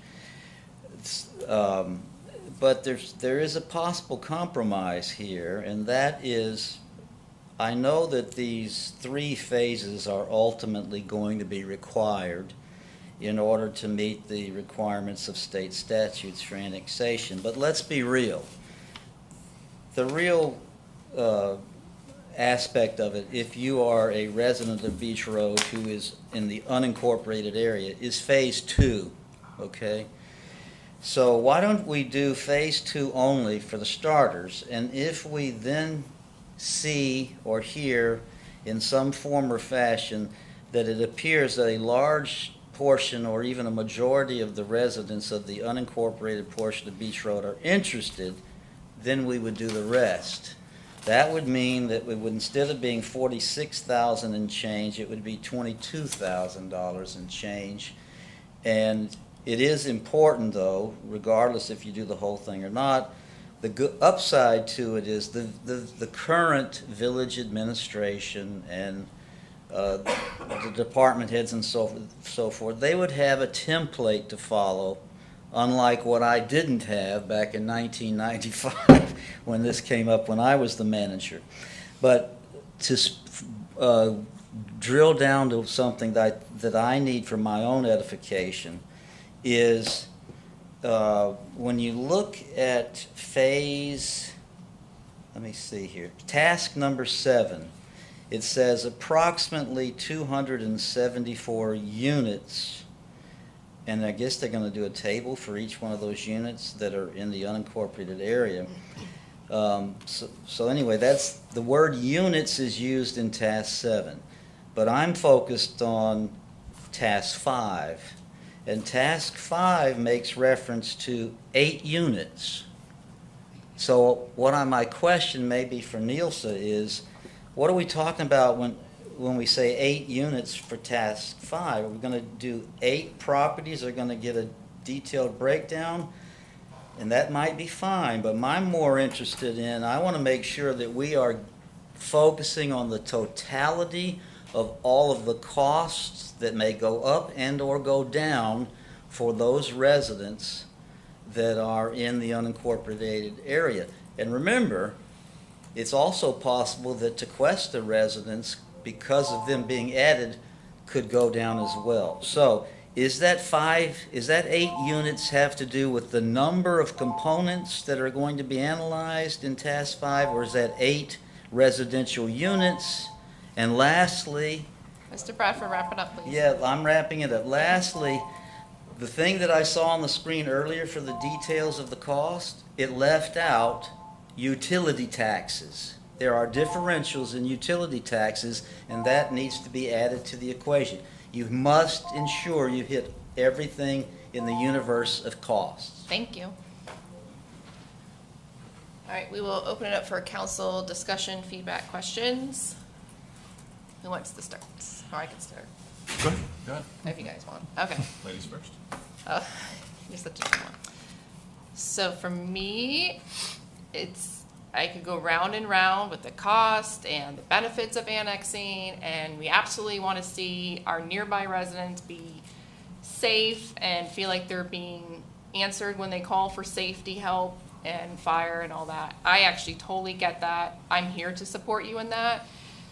And I've been down the annex conversation before, and it always comes back to what are our taxes going to be raised to. And we did a whole workshop with the residents of a certain area where the majority of them attended in person for that conversation. So we were right there able to get the feedback from them of what it would take, what do you want, and the answer always came back to, we don't want to pay more in taxes. So I have no problem if Beach Association wants to find out what it would take to annex, for me to spend the money from our taxpayers to do for an unsure result. I would much rather see the Beach Association entertain the idea of paying the cost, splitting it between all those units owners. And when I did the math, it's not that expensive, and if it's really sought out by the majority of the property owners over there, I don't think you'll have a problem getting that done. So the big thing in the backup package we were given, which Neil said it's great, but it's not your fault or anything, the piece that's missing for me is the signatures of each unit owner. Where is your support that this is really, really wanted? I've only gotten 2 emails on it, and that's it. I get more emails on things like beach erosion and golf carts. So for me, it's just your support is lacking for me. I need something more concrete from each property owner so that I know if any money is spent on it and then it goes through a referendum, it's actually going to go somewhere rather than just either the village or even the beach association wasting money on a study that nobody wanted in the first place. So that's really where I sit right now, is I need more proof of support from each property owner. And that's it. Yeah, I mean, I won't repeat everything that I've heard because Mr. Bradford, I thought you brought up some great points. Lori, you had some awesome points. And I totally get it. There are some benefits to annexation that both the village will experience as well as the Beach Road Association. But I also am struggling to understand why the village has to take on that burden. That just doesn't make sense to me at all. Particularly because we did this in 2011, and clearly the issue that we're all talking about is the increase in taxes. I have to assume was one of the reasons it didn't move forward. You know, I think the compromise that Mr. Bradford brought up, though, about just looking at that, the task 5, and at least like let's you know that there's a cost there, but it is a reduced cost, and if that will give the information that a lot of these unit owners need to make some kind of informed decision, okay. But I also don't, you know, I'm still struggling to understand why we should take on the burden of that cost. And I will say I understand the frustrations that you guys are going through. If I lived there, it would drive me insane. But this is a big cost, and you're right. We have decided not to do some pretty big ticket items in our village because of taxpayers' money. So for us to just throw $50,000 at something that in all likelihood may not move forward just doesn't make sense to me. That being said, if the Beach Road Association is willing to work with us on that, the $46,500, sure. I'm all in favor of looking at it. But that's where I sit today. I'm feeling the same that my colleagues up here on the dais have expressed. I'm not excited about putting any money out. I do like in the backup what was provided to us, what appears to be each unit owner, their taxable value, a combo of what Jeremy had included with those cost breakdowns to make sure we have everything in there. And if that's not something that is too taxing for the 275 total units it appears to be, I'd like to be able to provide that information and then go back. And again, we need something concrete, not even just something verbal. We need something in writing that shows that each of the associations feel they have the votes to do this. But I understand the frustration. I appreciate the fact that these areas want to be part of Tequesta. It's an amazing village to live in. And I think you will be very, very happy with what the services that you receive. However, I'm not moving forward with $46,000. I would ask staff, our manager, if they could calculate that one graph that you had put up there for each of these properties. If that's something that we can do, then we can provide that information back to the association. That's phase 2 of this. That's what Mr. Bradford's talking about. That's the 274 units. We would do the full analysis, but I even hear they want to, hear a little bit about the code differences and those changes. So, the 274 units is the phase 2. So that's the $22,000. Yeah, well, that is the bulk of this whole project, and Nielsen and I have had this conversation. I mean, that's the time-consuming part, is to go through and, every property and making sure it's correct and, comparing it to that. So you're furthering my my position of I'm not in favor of moving forward with, even going to phase 2 with that number there. If we can't provide them some basic information, or I think the county website might even be able to provide information for them as well.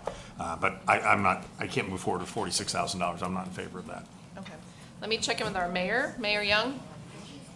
Yes, I agree with some of the statements said. I do think we would need a higher level of conviction from the residents that are in the unincorporated condo buildings that they actually want this.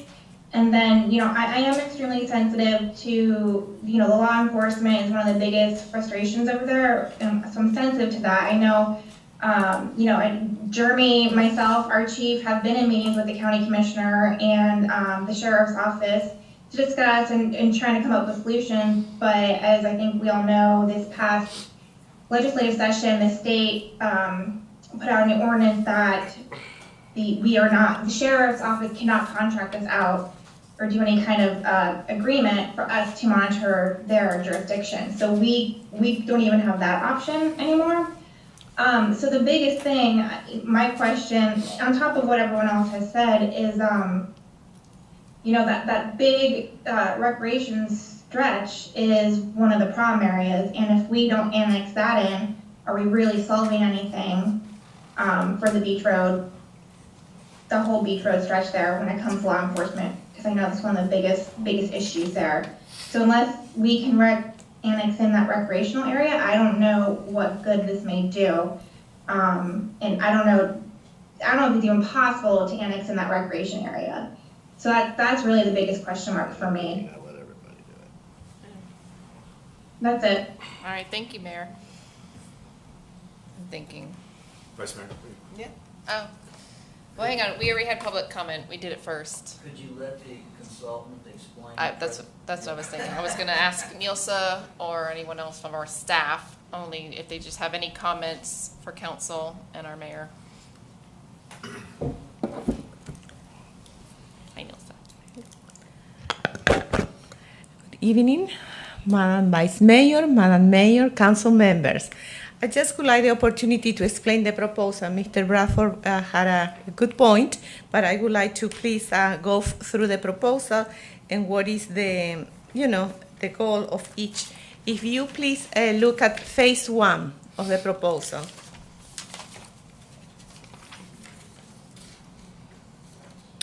Task 2 of phase 1, that's one of the critical parts of the task 2 phase 1, because in task 2 is where we will establish what kind of annexation is possible.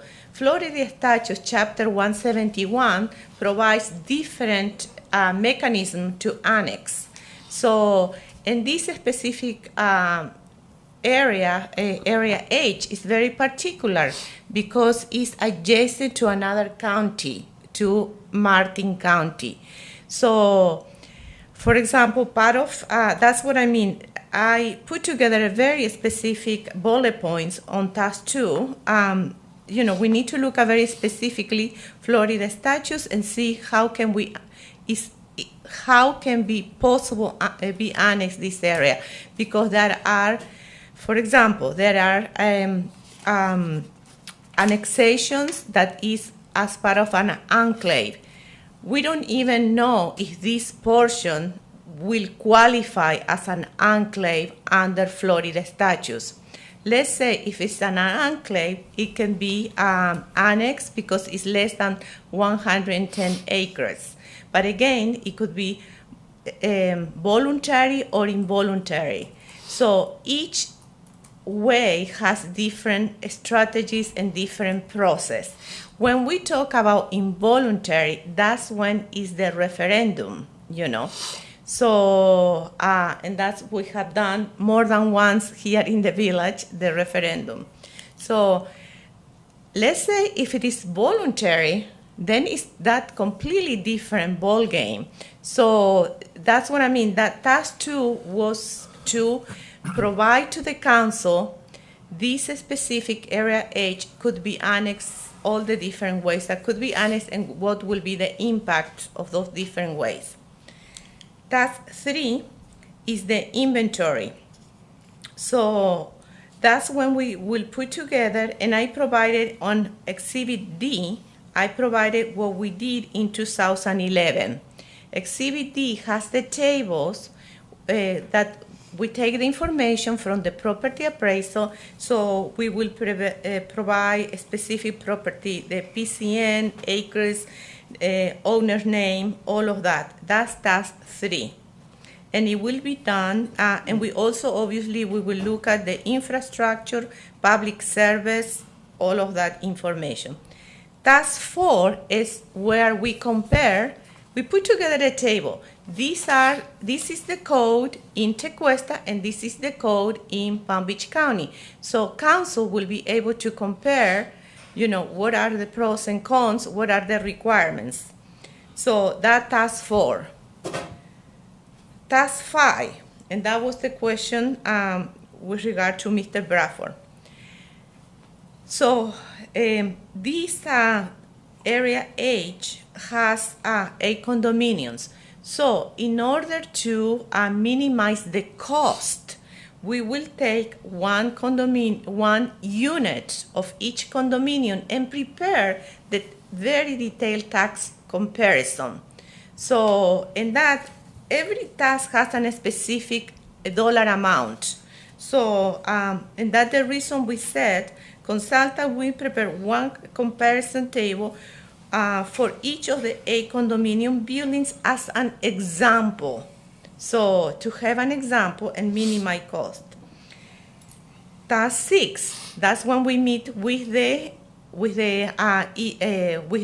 residents that would like to be annexed, and we will show those tables, those examples. We'll talk about the process, and that's the public participation.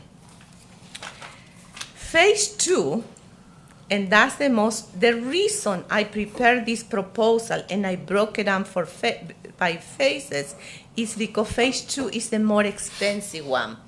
And that's gonna depend. If you go through phase 1, and in that meeting on the public participation, you will hear if they would like to be part or not of the village, because we will have those 8 examples, fees, a very detailed comparison. So after that public participation process, if there is not an appetite, then you don't need to engage on phase 2, which is the most expensive one.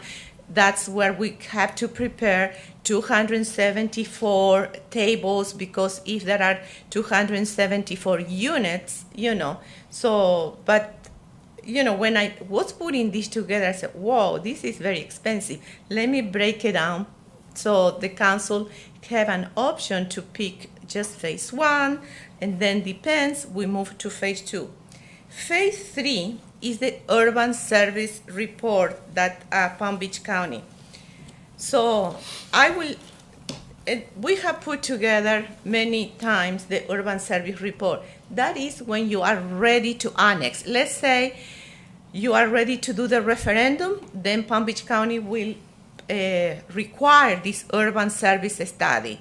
So these are steps that you will take, depend how the process continue. But you do not need to engage at the beginning with the total cost, which is the 46,000. So that's the reason this proposal was prepared in phases. Okay, well, that makes sense, and I appreciate you breaking them up in phases, because it helps make steps. Did I hear that someone was on the board at the?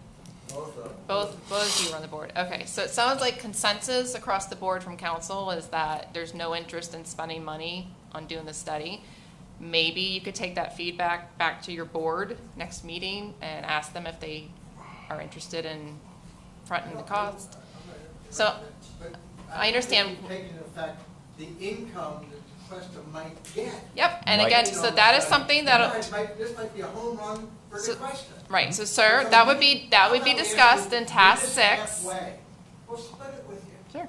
Sir, I think you make great points. That would actually be discussed in task 6 under public participation, which is what we've done in the past, where majority of the property owners come in this room and we all sit and have a conversation, because there's conversations about money, public safety services, code, if they're grandfathered or not, what happens with those buildings when they get approach for redevelopment, the resale costs, all that stuff would be done in task 6. But for the starting point, someone has to pay for it, and tonight there is not a consensus for the village to front the cost. So I would think that you guys can take all this feedback back to your board and see what your residents want to do, and also keep your residents up to speed on what we discussed, so that way you can get feedback from your property owners as well. And our manager is always available to connect with council. You might make money, we might make money. Again, I think you make great points. All those points are discussed in task 6. We understand what you're saying, and we'll go back. Perfect. And study it. And this has been recorded, and the backup with the chart of phases with all the costs is in the public record backup. So if you need to get the chart with the phases and the cost, that's all in the backup from the agenda tonight. Okay, and again, Manager Allen is always available for questions, and he can communicate to council if we have to have another meeting with all of your property owners, which we would be open to. We just need to organize the details. All right, so council is good. Mayor, are you good? No more questions or feedback? No, I think, and just, Jeremy and I can follow up with Butch as well. I'm sure the board members that are here will too. But like I said, I mean, I would say I'm neutral on spending the cost right now. What my sticking point is having a higher level of conviction from people that are in the unincorporated buildings. So, I think the Beach Road Association, the board, if they could start garnering support, and if we start seeing that there's, an interest from the people in the unincorporated buildings, that, we can bring it up for discussion again. But we really need to see that there's legitimate interest from those buildings. Perfect. And So, and Jeremy, you'll be good with, you can follow up with Butch as well? Yes, ma'am. We're done with public We comment. need a point of clarification so these people can go forward with the proper knowledge. May I bring something to you? We're done with public comment, but we did make a plan. They are going to bring the feedback back to their board. Which number are they to look at? The So phase again, one they are number? going to take the public backup, and they can present it to their board. And Mayor just reiterated that the consensus of council is that they need support from their property owners for whoever is going to be spending the money or moving forward. So, all right, we're moving on to item number 4, council discussion on the cell phone text messaging policy. Does our clerk want to brief us on this? Sure. Okay. So the village currently captures and archives email and text messages on village-issued or leased cell phones for public record purposes. That is in compliance with state law. However, we recently had a public records request for council member text messages, which were not captured. And that highlights the need to address our text messaging archiving system for non-village devices. So I was asked to put together this executive director to ensure the village's compliance with state law, and it would require the maintenance of records used in connection with official business for the purpose of perpetuating, communicating, or formalizing knowledge. By implementing this directive, the village will be able to properly capture all village-related text messages on non-village devices for public record purposes. The benefits would be enhanced compliance with state law regarding record retention and public record requests, improved transparency and accessibility of village-related text message communications, and mitigation of risks associated with non-compliance record-keeping regulations. There are 2 options for our council members and committee members, that they could either download, or IT could download a Google phone number on your cell phone. I have it on my cell phone. It's, I have a little folder for Tequesta, and everything that I do for the village phone-wise or text-wise goes through the cell trust, and it is archived that way. Or you could have, and that does not capture anything personal, just it captures what you do for that phone number for village-related work. Or you could have a separate, you could purchase, some council members have purchased or leased cell phones through their discretionary accounts. But it is important that, we are capturing our employees, senior staff, and other employees who utilize cell phones and text messages. We are capturing those because we are required to by law, and if requested, we are required to produce those. Sometimes a screenshot may be okay, but sometimes metadata may be requested, and if that's the case, and you've deleted that message, then we're in trouble. So I'm putting forth this policy. Keith has vetted the directive as well, so I don't know if he has anything he'd like to add to it. Well, in the current in 2023, in 21st century, text messaging is a reality of everyone's life. But when you send a text or receive a text message that conveys information about village business, that is a public record. So the need to preserve it, just like a written document or an email, is important. As the clerk said, the village gets from time to time public records requests for text messages. So, you know, whatever, in my view, whatever we need to do to make sure we're preserving those public records, we need to do. And oftentimes the requester, they make the request looking to see if we are in fact following the sunshine law. They're going to be looking to see, okay, they requested council member A, B, and C text messages. They're going to see if council member A and B, and see if the manager responded to somebody, if, how do I explain it? To see if they're all producing the proper records, you know, so. Okay, thank you. And it's all archived in our IT department and researched when requested by the council. Okay. Vice Mayor, do you mind if I Nope. chime in real quick? Not at all. I want to clarify, just so it's you know, right on record. You know, when we are elected to office, we are informed of having to maintain text messages, social media, if anything comes to our personal email. So, and then we get reminded every year in our 4-hour ethics course. So this is not new. We all know this and we should be doing it. Are we out of compliance with law though? Or is this just something that is going to ease the process, make sure everything's captured? I know in the past, there's, you know, lots of time spent doing screenshots of text messaging, then emailing them, then the clerk having to go through them. So it's just, is this to ease the process and ensure the controls are even tighter, or are we technically out of compliance? In my opinion, this is an internal processing and control issue. Whether the village has its own internal policy on the mechanics of capturing text messages and what device they're received or sent from doesn't change the state of the law. So by if we have this policy that deals with how it's handled internally, that's fine. If we don't, that's fine. It doesn't change the law and it doesn't change any of your obligations. So in my opinion, this is a internal administrative processing document. It's not that you're out of compliance with the law. You'd be out of compliance with the legal requirement if you sent or received a text message that had to do with village business and deleted the message and it wasn't preserved. That would be a violation of the public records law. Okay, thank you for clarifying. I'm not against this policy procedure. I just wanted that on record to just clarify that we're not out of compliance. This will just help us have even tighter controls there. So just wanted to start with that. Thank you, Vice Mayor.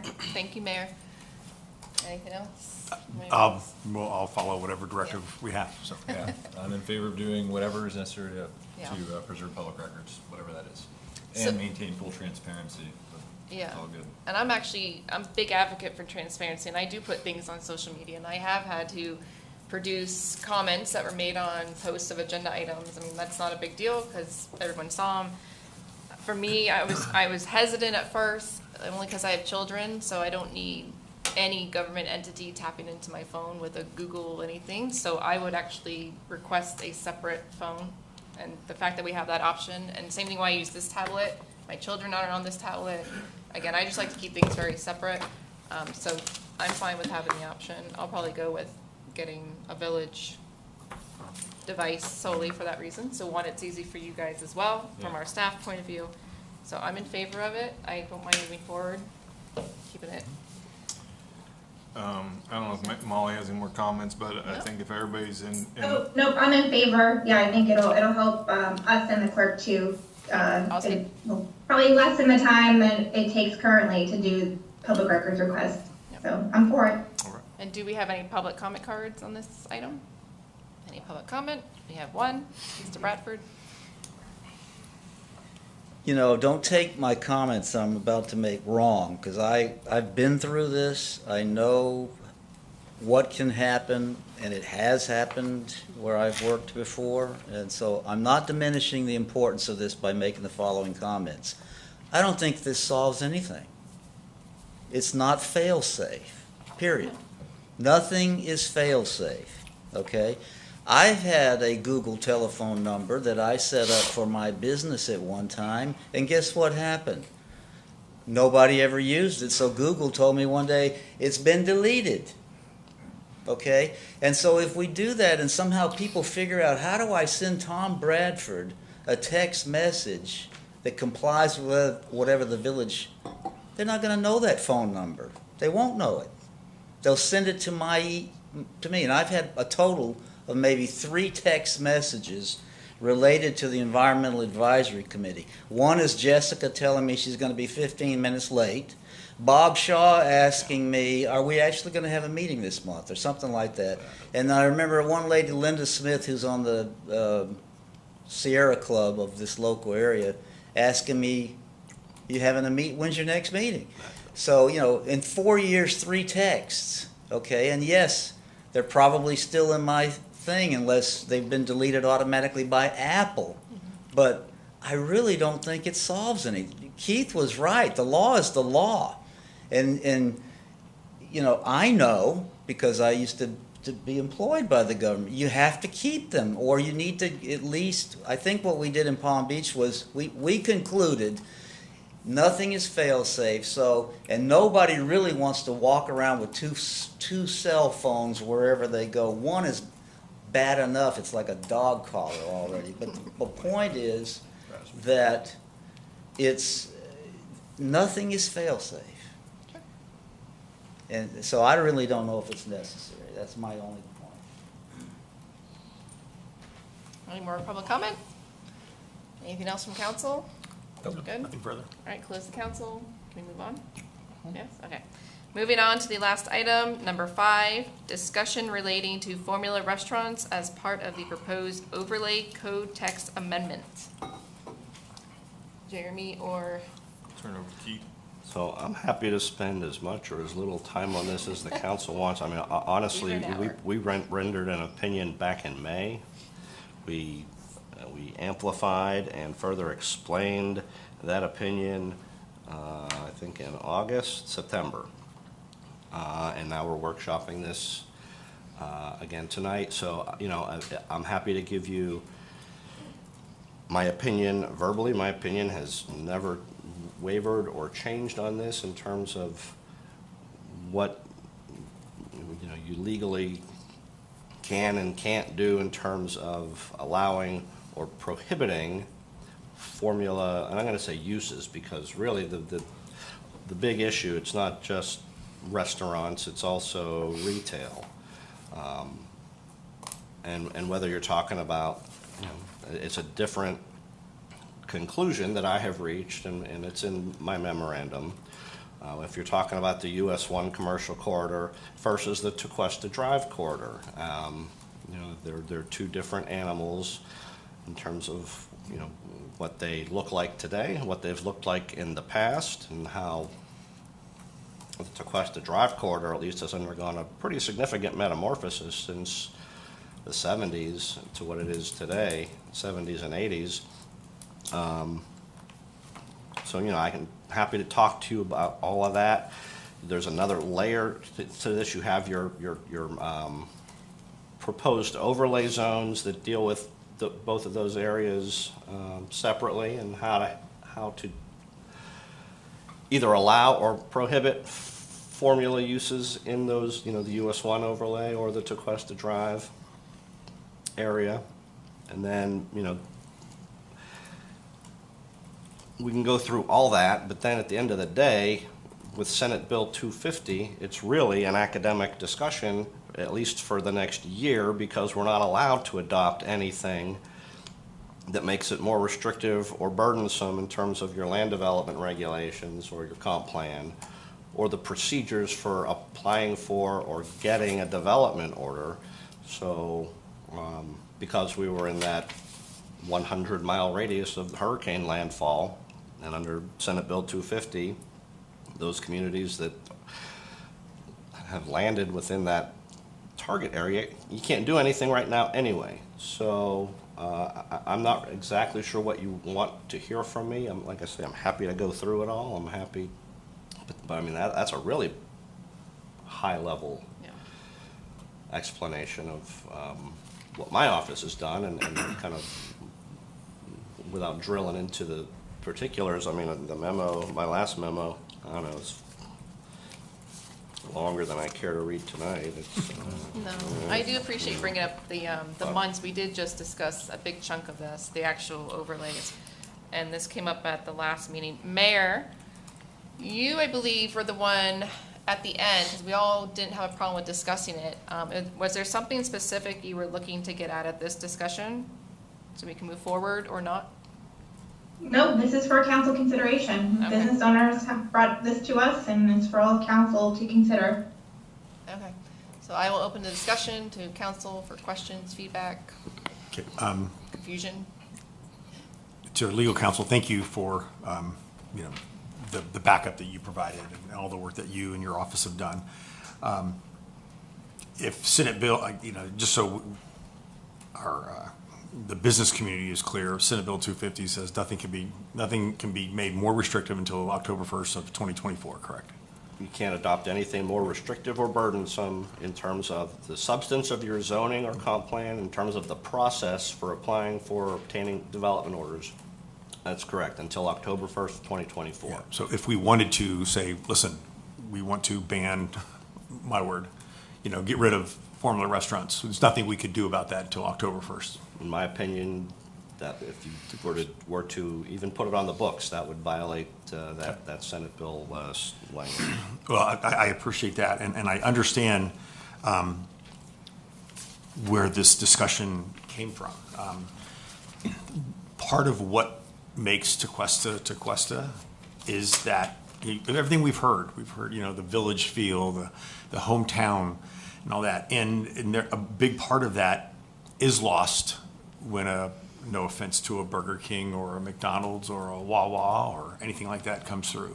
I'm 100% behind and will always support our small businesses, our local independent shops, the work they do, the way it becomes their life. So if anything, I would like to see what we could do to avoid having a quick service or a formula restaurant. But I know that we can't do anything till October of next year. So for the record, I understand that we can't do anything really right now. But if we were able to do that, I would like to have the discussion to keep Tequesta, truly Tequesta, and what we can do to do that. Let the other municipalities have those formula restaurants.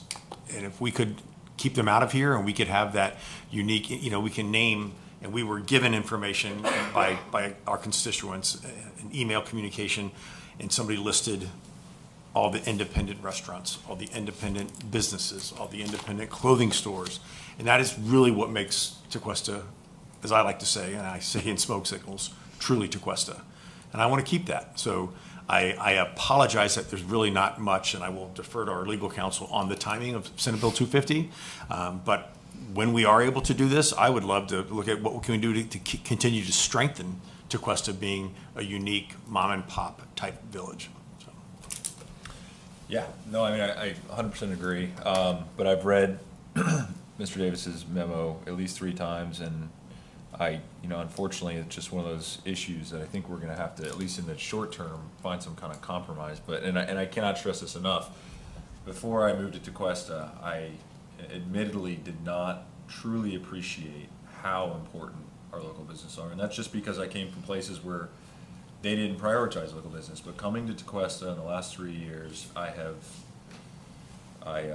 become fiercely protective of our local businesses, and frankly, I don't even like going to formula restaurants. I don't like to support them because we have enough amazing local establishments, whether restaurants or retail, that why would you? And importantly, regardless of what happens on US 1, which I agree, I think we need to look into potential options that will not expose the the village to liability because of a violation of federal law. I don't think anybody wants to do that. That won't end well for anybody. So I think we need to look at US 1, the US 1 corridor, but I will never be in favor, ever, of allowing formula restaurants on the Tequesta, or the Tequesta Drive corridor. But that said, at least in the short term, while we obviously can't do anything until whatever that October 2024, I have to defer to our legal counsel. And,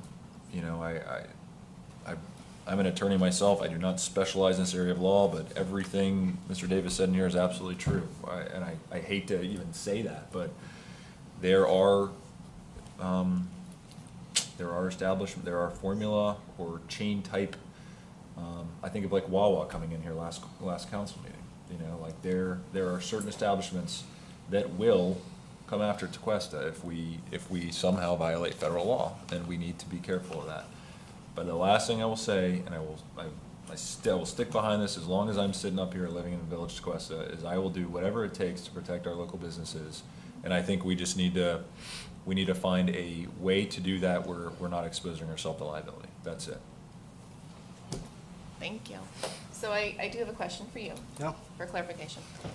Because I know we talked about it before, but just to go over it again. When we say formula restaurant, not retail, but the restaurant part, are we talking about franchises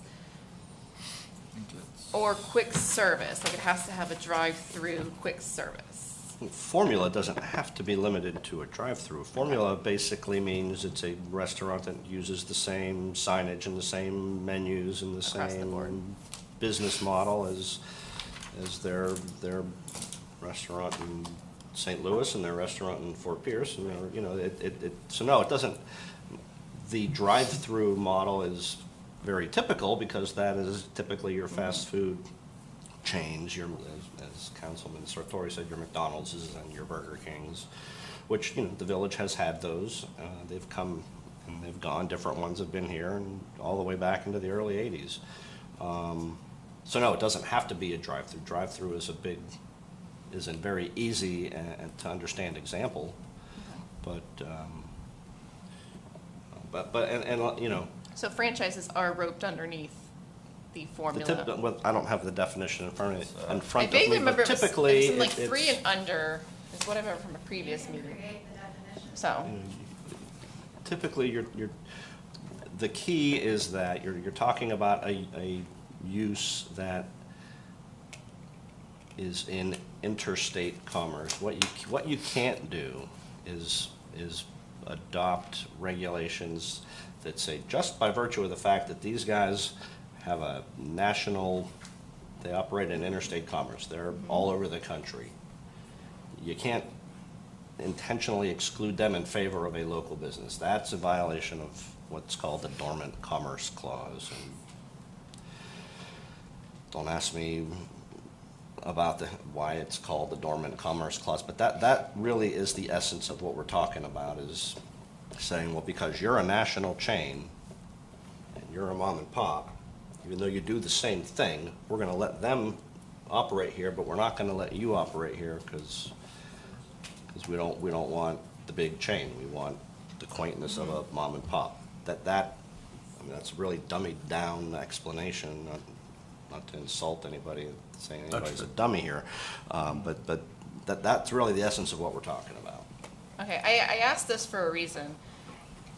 So when we went to this discussion of the overlays, I am totally in favor of the overlays. I was part of that charrette process where finding a good, clever way of how do we keep our village with mom and pop places, the overlay was the solution. Now am I extremely disappointed that our state has limited us? Yes, I'm very disappointed that we fall in that 100-mile radius, but I understand why they did it for the towns that were hit by the storm. It's just unfortunate that we fall in that radius. But I bring up the franchise part because I think the bulk of what we might be addressing tonight is the US one. I think we have been told legally Tequesta Drive is good, Cypress and all those areas are good. It's the US 1 area because of the traffic flow and the main highway, because US 1 is still technically a highway. We have a franchise that's owned in one of the shopping centers that's owned by Tequesta residents. It's a family and everybody loves them.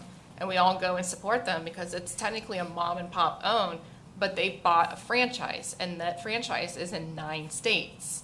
So would we not allow a Tequesta resident to purchase a franchise and try to make a career for their family?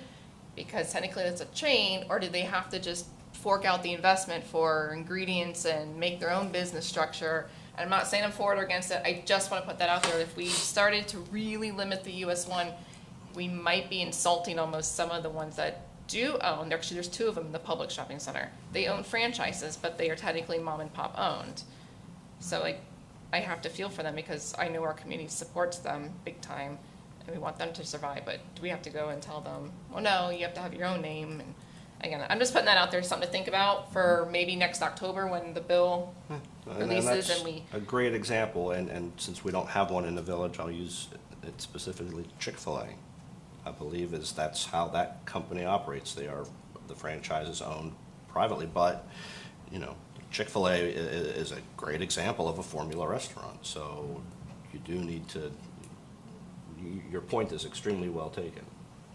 I don't want to call them out, but they both happen to be pizza places as well. And I've heard that from our residents of how many coffee places can we allow? We have too many coffee places. We have too many pizza places. We have too many cafes. Where's the variety in the different businesses? I mean, for me in marketing, that goes down to somebody open up a business. They need to choose something that's unique and different.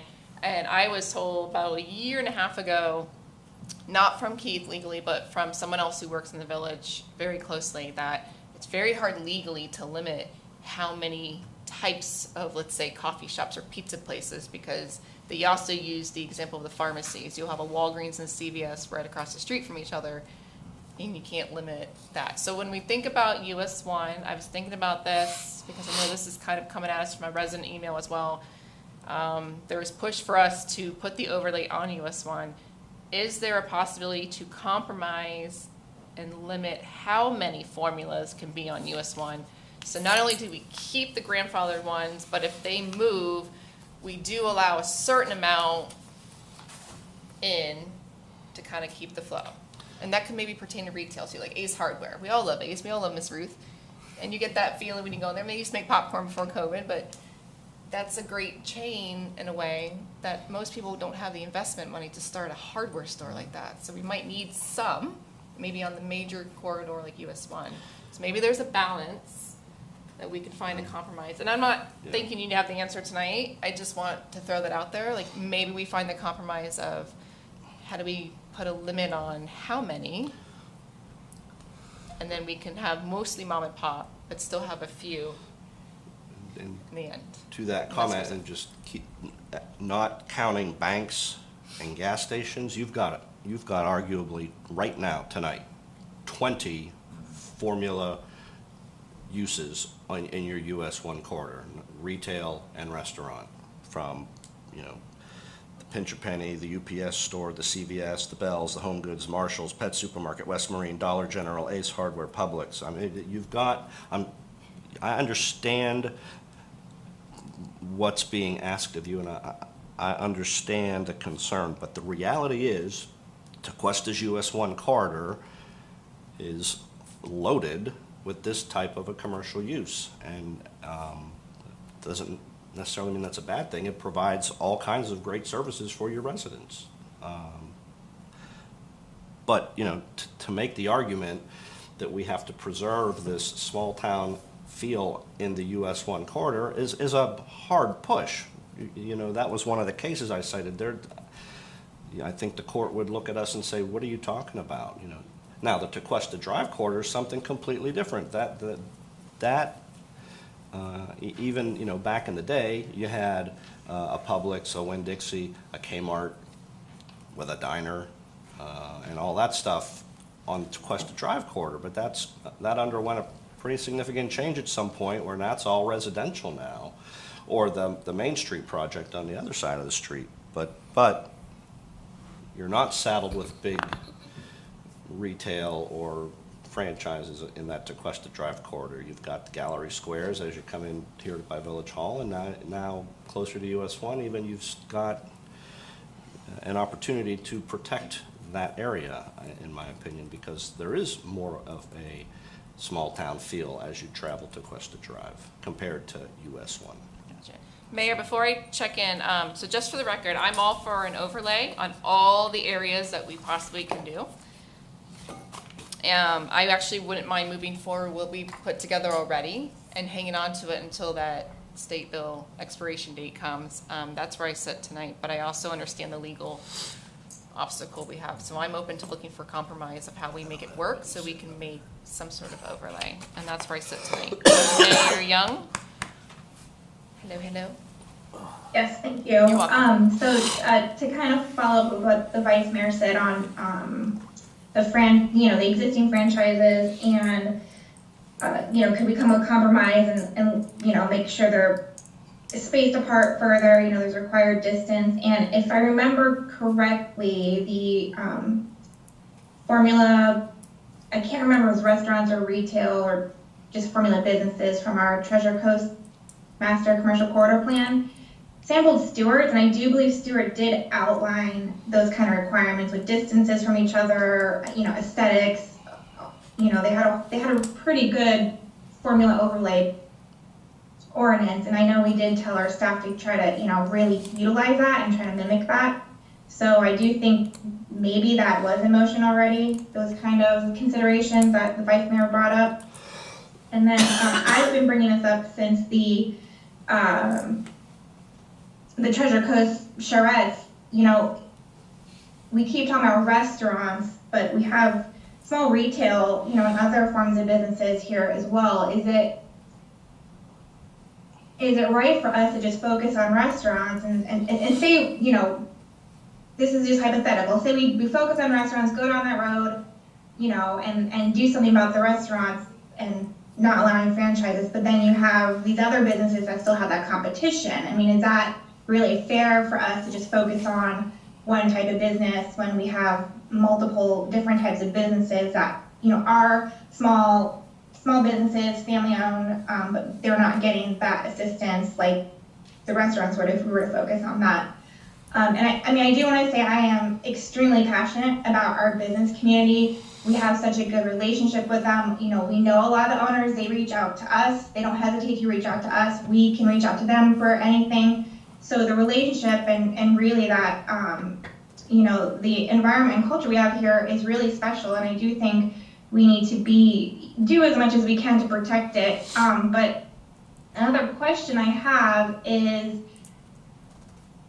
do we have to consider the economics of this? I'm not an expert in this area, so I don't know how many of the businesses are the property owners. In a lot of plazas, I think they're probably tenant, leases. So do we need to consider the property owners and how they feel about that? If we were to move forward, do we risk having some empty TI spaces because, the smaller businesses can't afford the rent in a larger space? So my head kind of goes to economics and what kind of impact that this could have. So I think, if council wants to consider, I think the first would be probably getting a second opinion if we think that's necessary. But then after that, I just have a ton of questions on the economics of doing anything as well.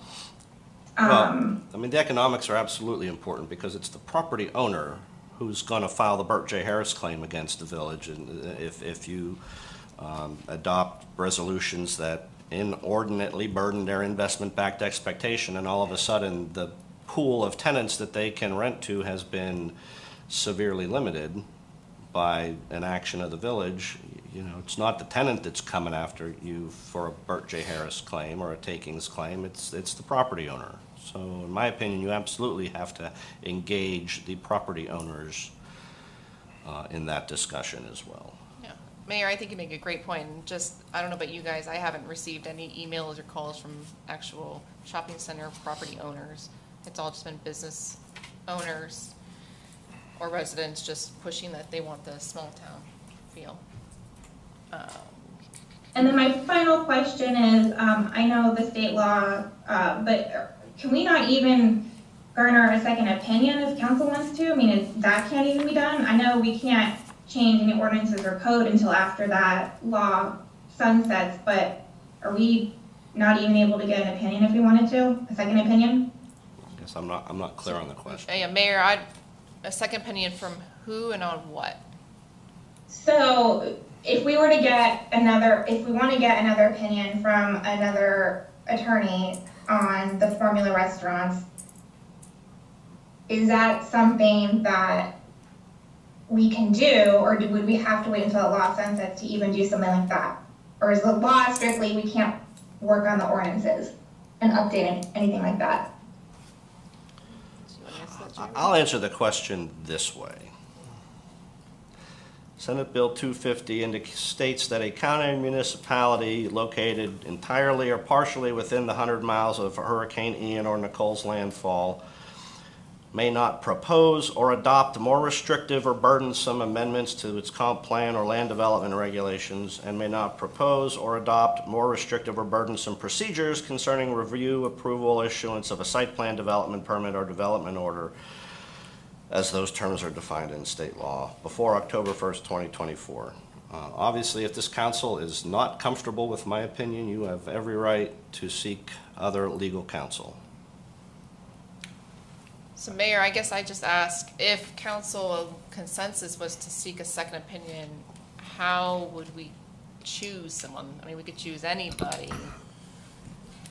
I'm not really in favor of that this time, mostly I'm because not. the state bill for me is pretty overruling. And I mean, we can't do anything, in my opinion. I don't have an interest in seeking a second opinion. I think my interpretation of Senate Bill 250 is very consistent with what our legal counsel has advised us of. And the issue of the US 1 overlay, while I don't agree with it, I believe that it's pretty ironclad. I just don't wish we didn't have to live by it. You know, there's a lot of great comments tonight. We can continue to formulate and see what's going to happen if things get teed up again in October. But I don't see a need to go out and get a second legal opinion on what our current legal counsel has given us already on the issue of formula restaurants, the overlay. And I don't see a need to move forward with that. Anything else? I agree. I think any legal counsel, and I guess I shouldn't say this, but I'd be surprised if we get a legal opinion different than what Mr. Davis has provided to us. I think he knows this area as well as anyone. I mean, he was raised around here. He's seen all the transformations and back and forth between all this. And as much as I would like to say, let's go out and get a legal opinion that's going to say something different, I think we'd be doing ourselves a disservice, both spending the money on it, and ultimately, if we acted on it, I think we'd be exposing ourselves. That's just my opinion. Okay. Mayor, do you have anything else before I open for public comment? No, nothing else to add. Okay. Name and address, please. Yes. Good evening. I'm Amy Angelo from Oceana Coffee. I live at 19001 Southeast Barris Drive in Tequesta, just over the county line. I appreciate you adding this item to the agenda tonight and allowing us to prepare for the future. I appreciate your time, Mr. Davis, in looking at this in the past, and I hope you continue to work with us on this in the future. So I'm here tonight to request support from a majority of you on the council, 3 of you, to respectfully disagree with the opinion letter from the Office of the Village Attorney, Mr. Keith Davis, and to seek outside counsel on the matter of the formula restaurant situation, not the Senate bill. We should explore options that will serve to preserve and protect our small business community. If we analyze the case in Mr. Davis's opinion letter from Isla Mirada, we can glean a different perspective. If Isla Mirada had presented a legitimate purpose where the benefits to the local community exceeded the burden placed on the interstate business, they would have been within their rights. And that is written in that case law. If you read it, it explains it very clearly. Where they failed was their inability to produce fact-based evidence that they had any local charm to preserve. That's sad. They may not have had great legal counsel either. To strengthen our argument that we actually have something to preserve and protect, we can look at the long list of small independent restaurants and retail stores within the village of Tequesta. With more research, I would venture to say we have an above-average participation and a healthy small business community. This deserves to be protected, much like our sea turtles. There's a lot of fact-based evidence that is available to clearly show when you allow big boxes into your community, it changes the competitive landscape and you end up losing your local independence. When we opened our doors in 2011, there was not one single other coffee-specific business or cafe in the village. We now have 6. I can't help but think that we may have been a catalyst. That's great. More coffee shops, I love it. When we leased our space in the Fashion Mall in 2015, it was 50% vacant. We replaced a Bikram yoga studio that had been gone for at least 5 years. Now the plaza is 100% occupied by independent restaurants, services, and retailers. The Village of Tequesta has enough formula restaurants and formula retail for its small 2.2 square miles and 7,000 people. With some management, we can preserve Tequesta's small business community, especially during these hard economic times and difficult construction projects. Small business is the backbone of our community and the backbone of the nation's economy. The Small Business Administration is proof of the importance to our federal government that supporting small independent business is vital to the future of our economy. There is a legal and logical way to go about these changes to ordinances that will require a lot more discussion. But I would urge the council to seek a professional who is an expert in this field. I'm certainly not suggesting that we kick out existing ones. Wrap it up, please. We can also make regulations that suit our village and suit what we like. We have franchises that have started here in the village. We have a brewery long before anyone else. We have a coffee Thank you, Mrs. roaster. Angelo. I appreciate your feedback, and I appreciate the emails you sent as well with all the information. Thanks. Thank you. Please consider it. Any other comment cards?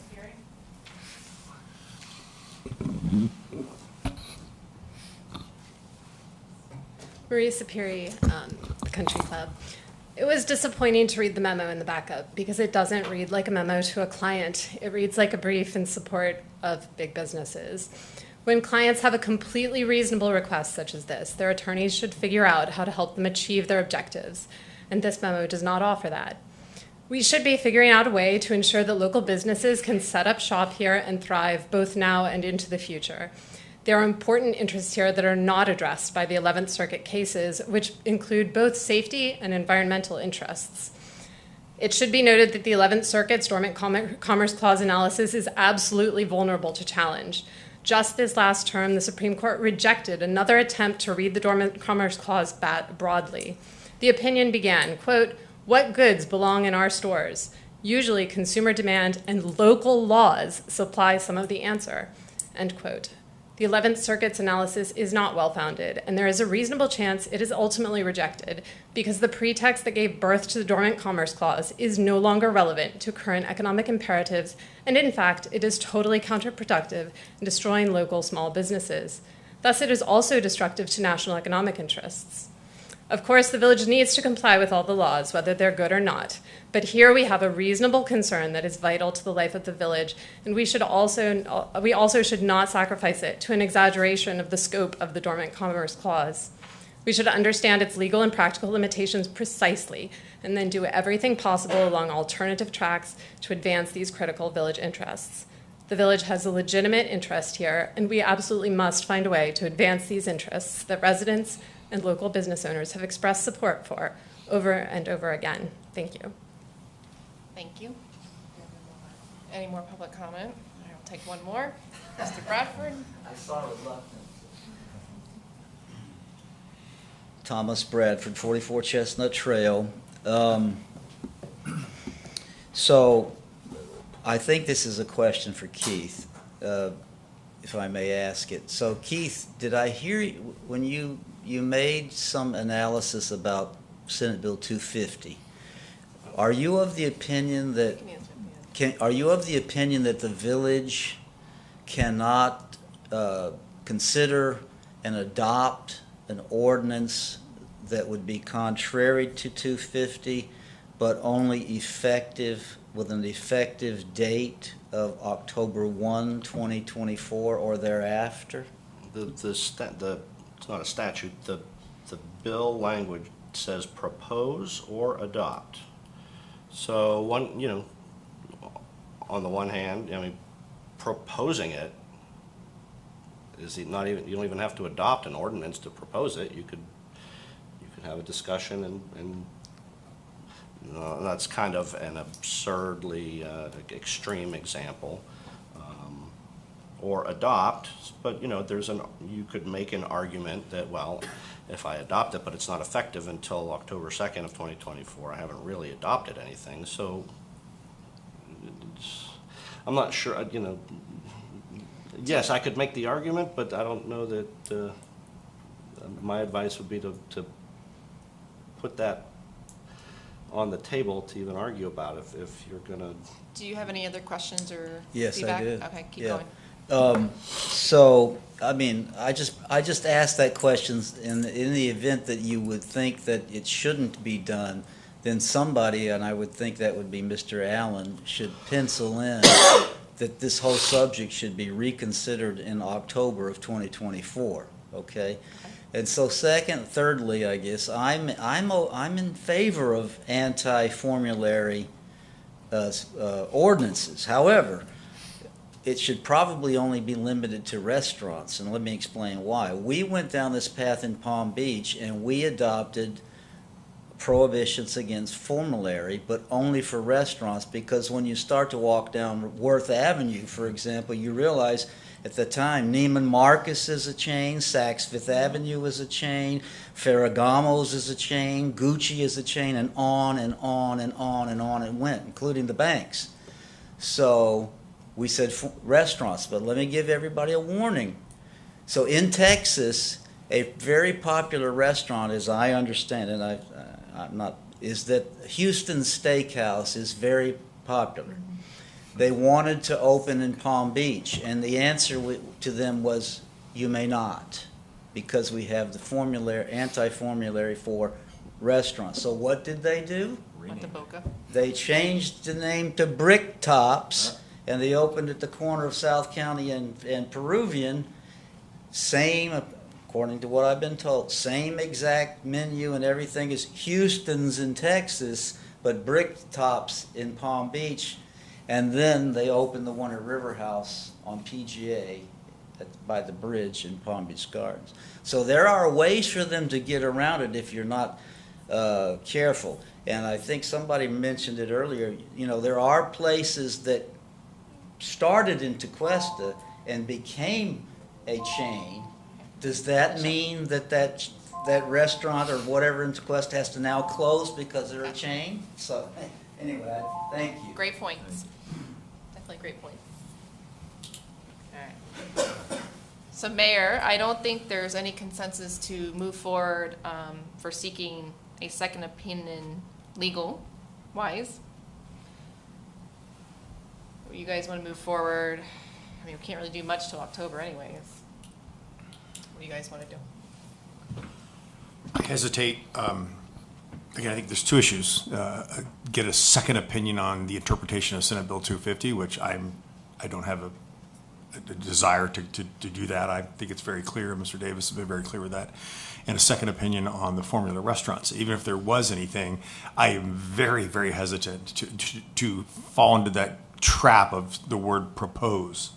I mean, if we start talking about this, at what point are we proposing new limitation, restrictive, handcuffs? I just have a real, I don't want to kick the can down the road because this is the tough decisions we need to make. But I think to go out and try to get another legal opinion that maybe is contrary to what we have, I think we open ourselves up for what by design is probably a very, very loosely defined Senate bill, and I don't want us to run afoul of that by going out and to try to find somebody that may or may not disagree with our current legal counsel. But I think by going down that and doing that task, I think we are kind of with some past the graveyard of proposing something, and I have a concern with that.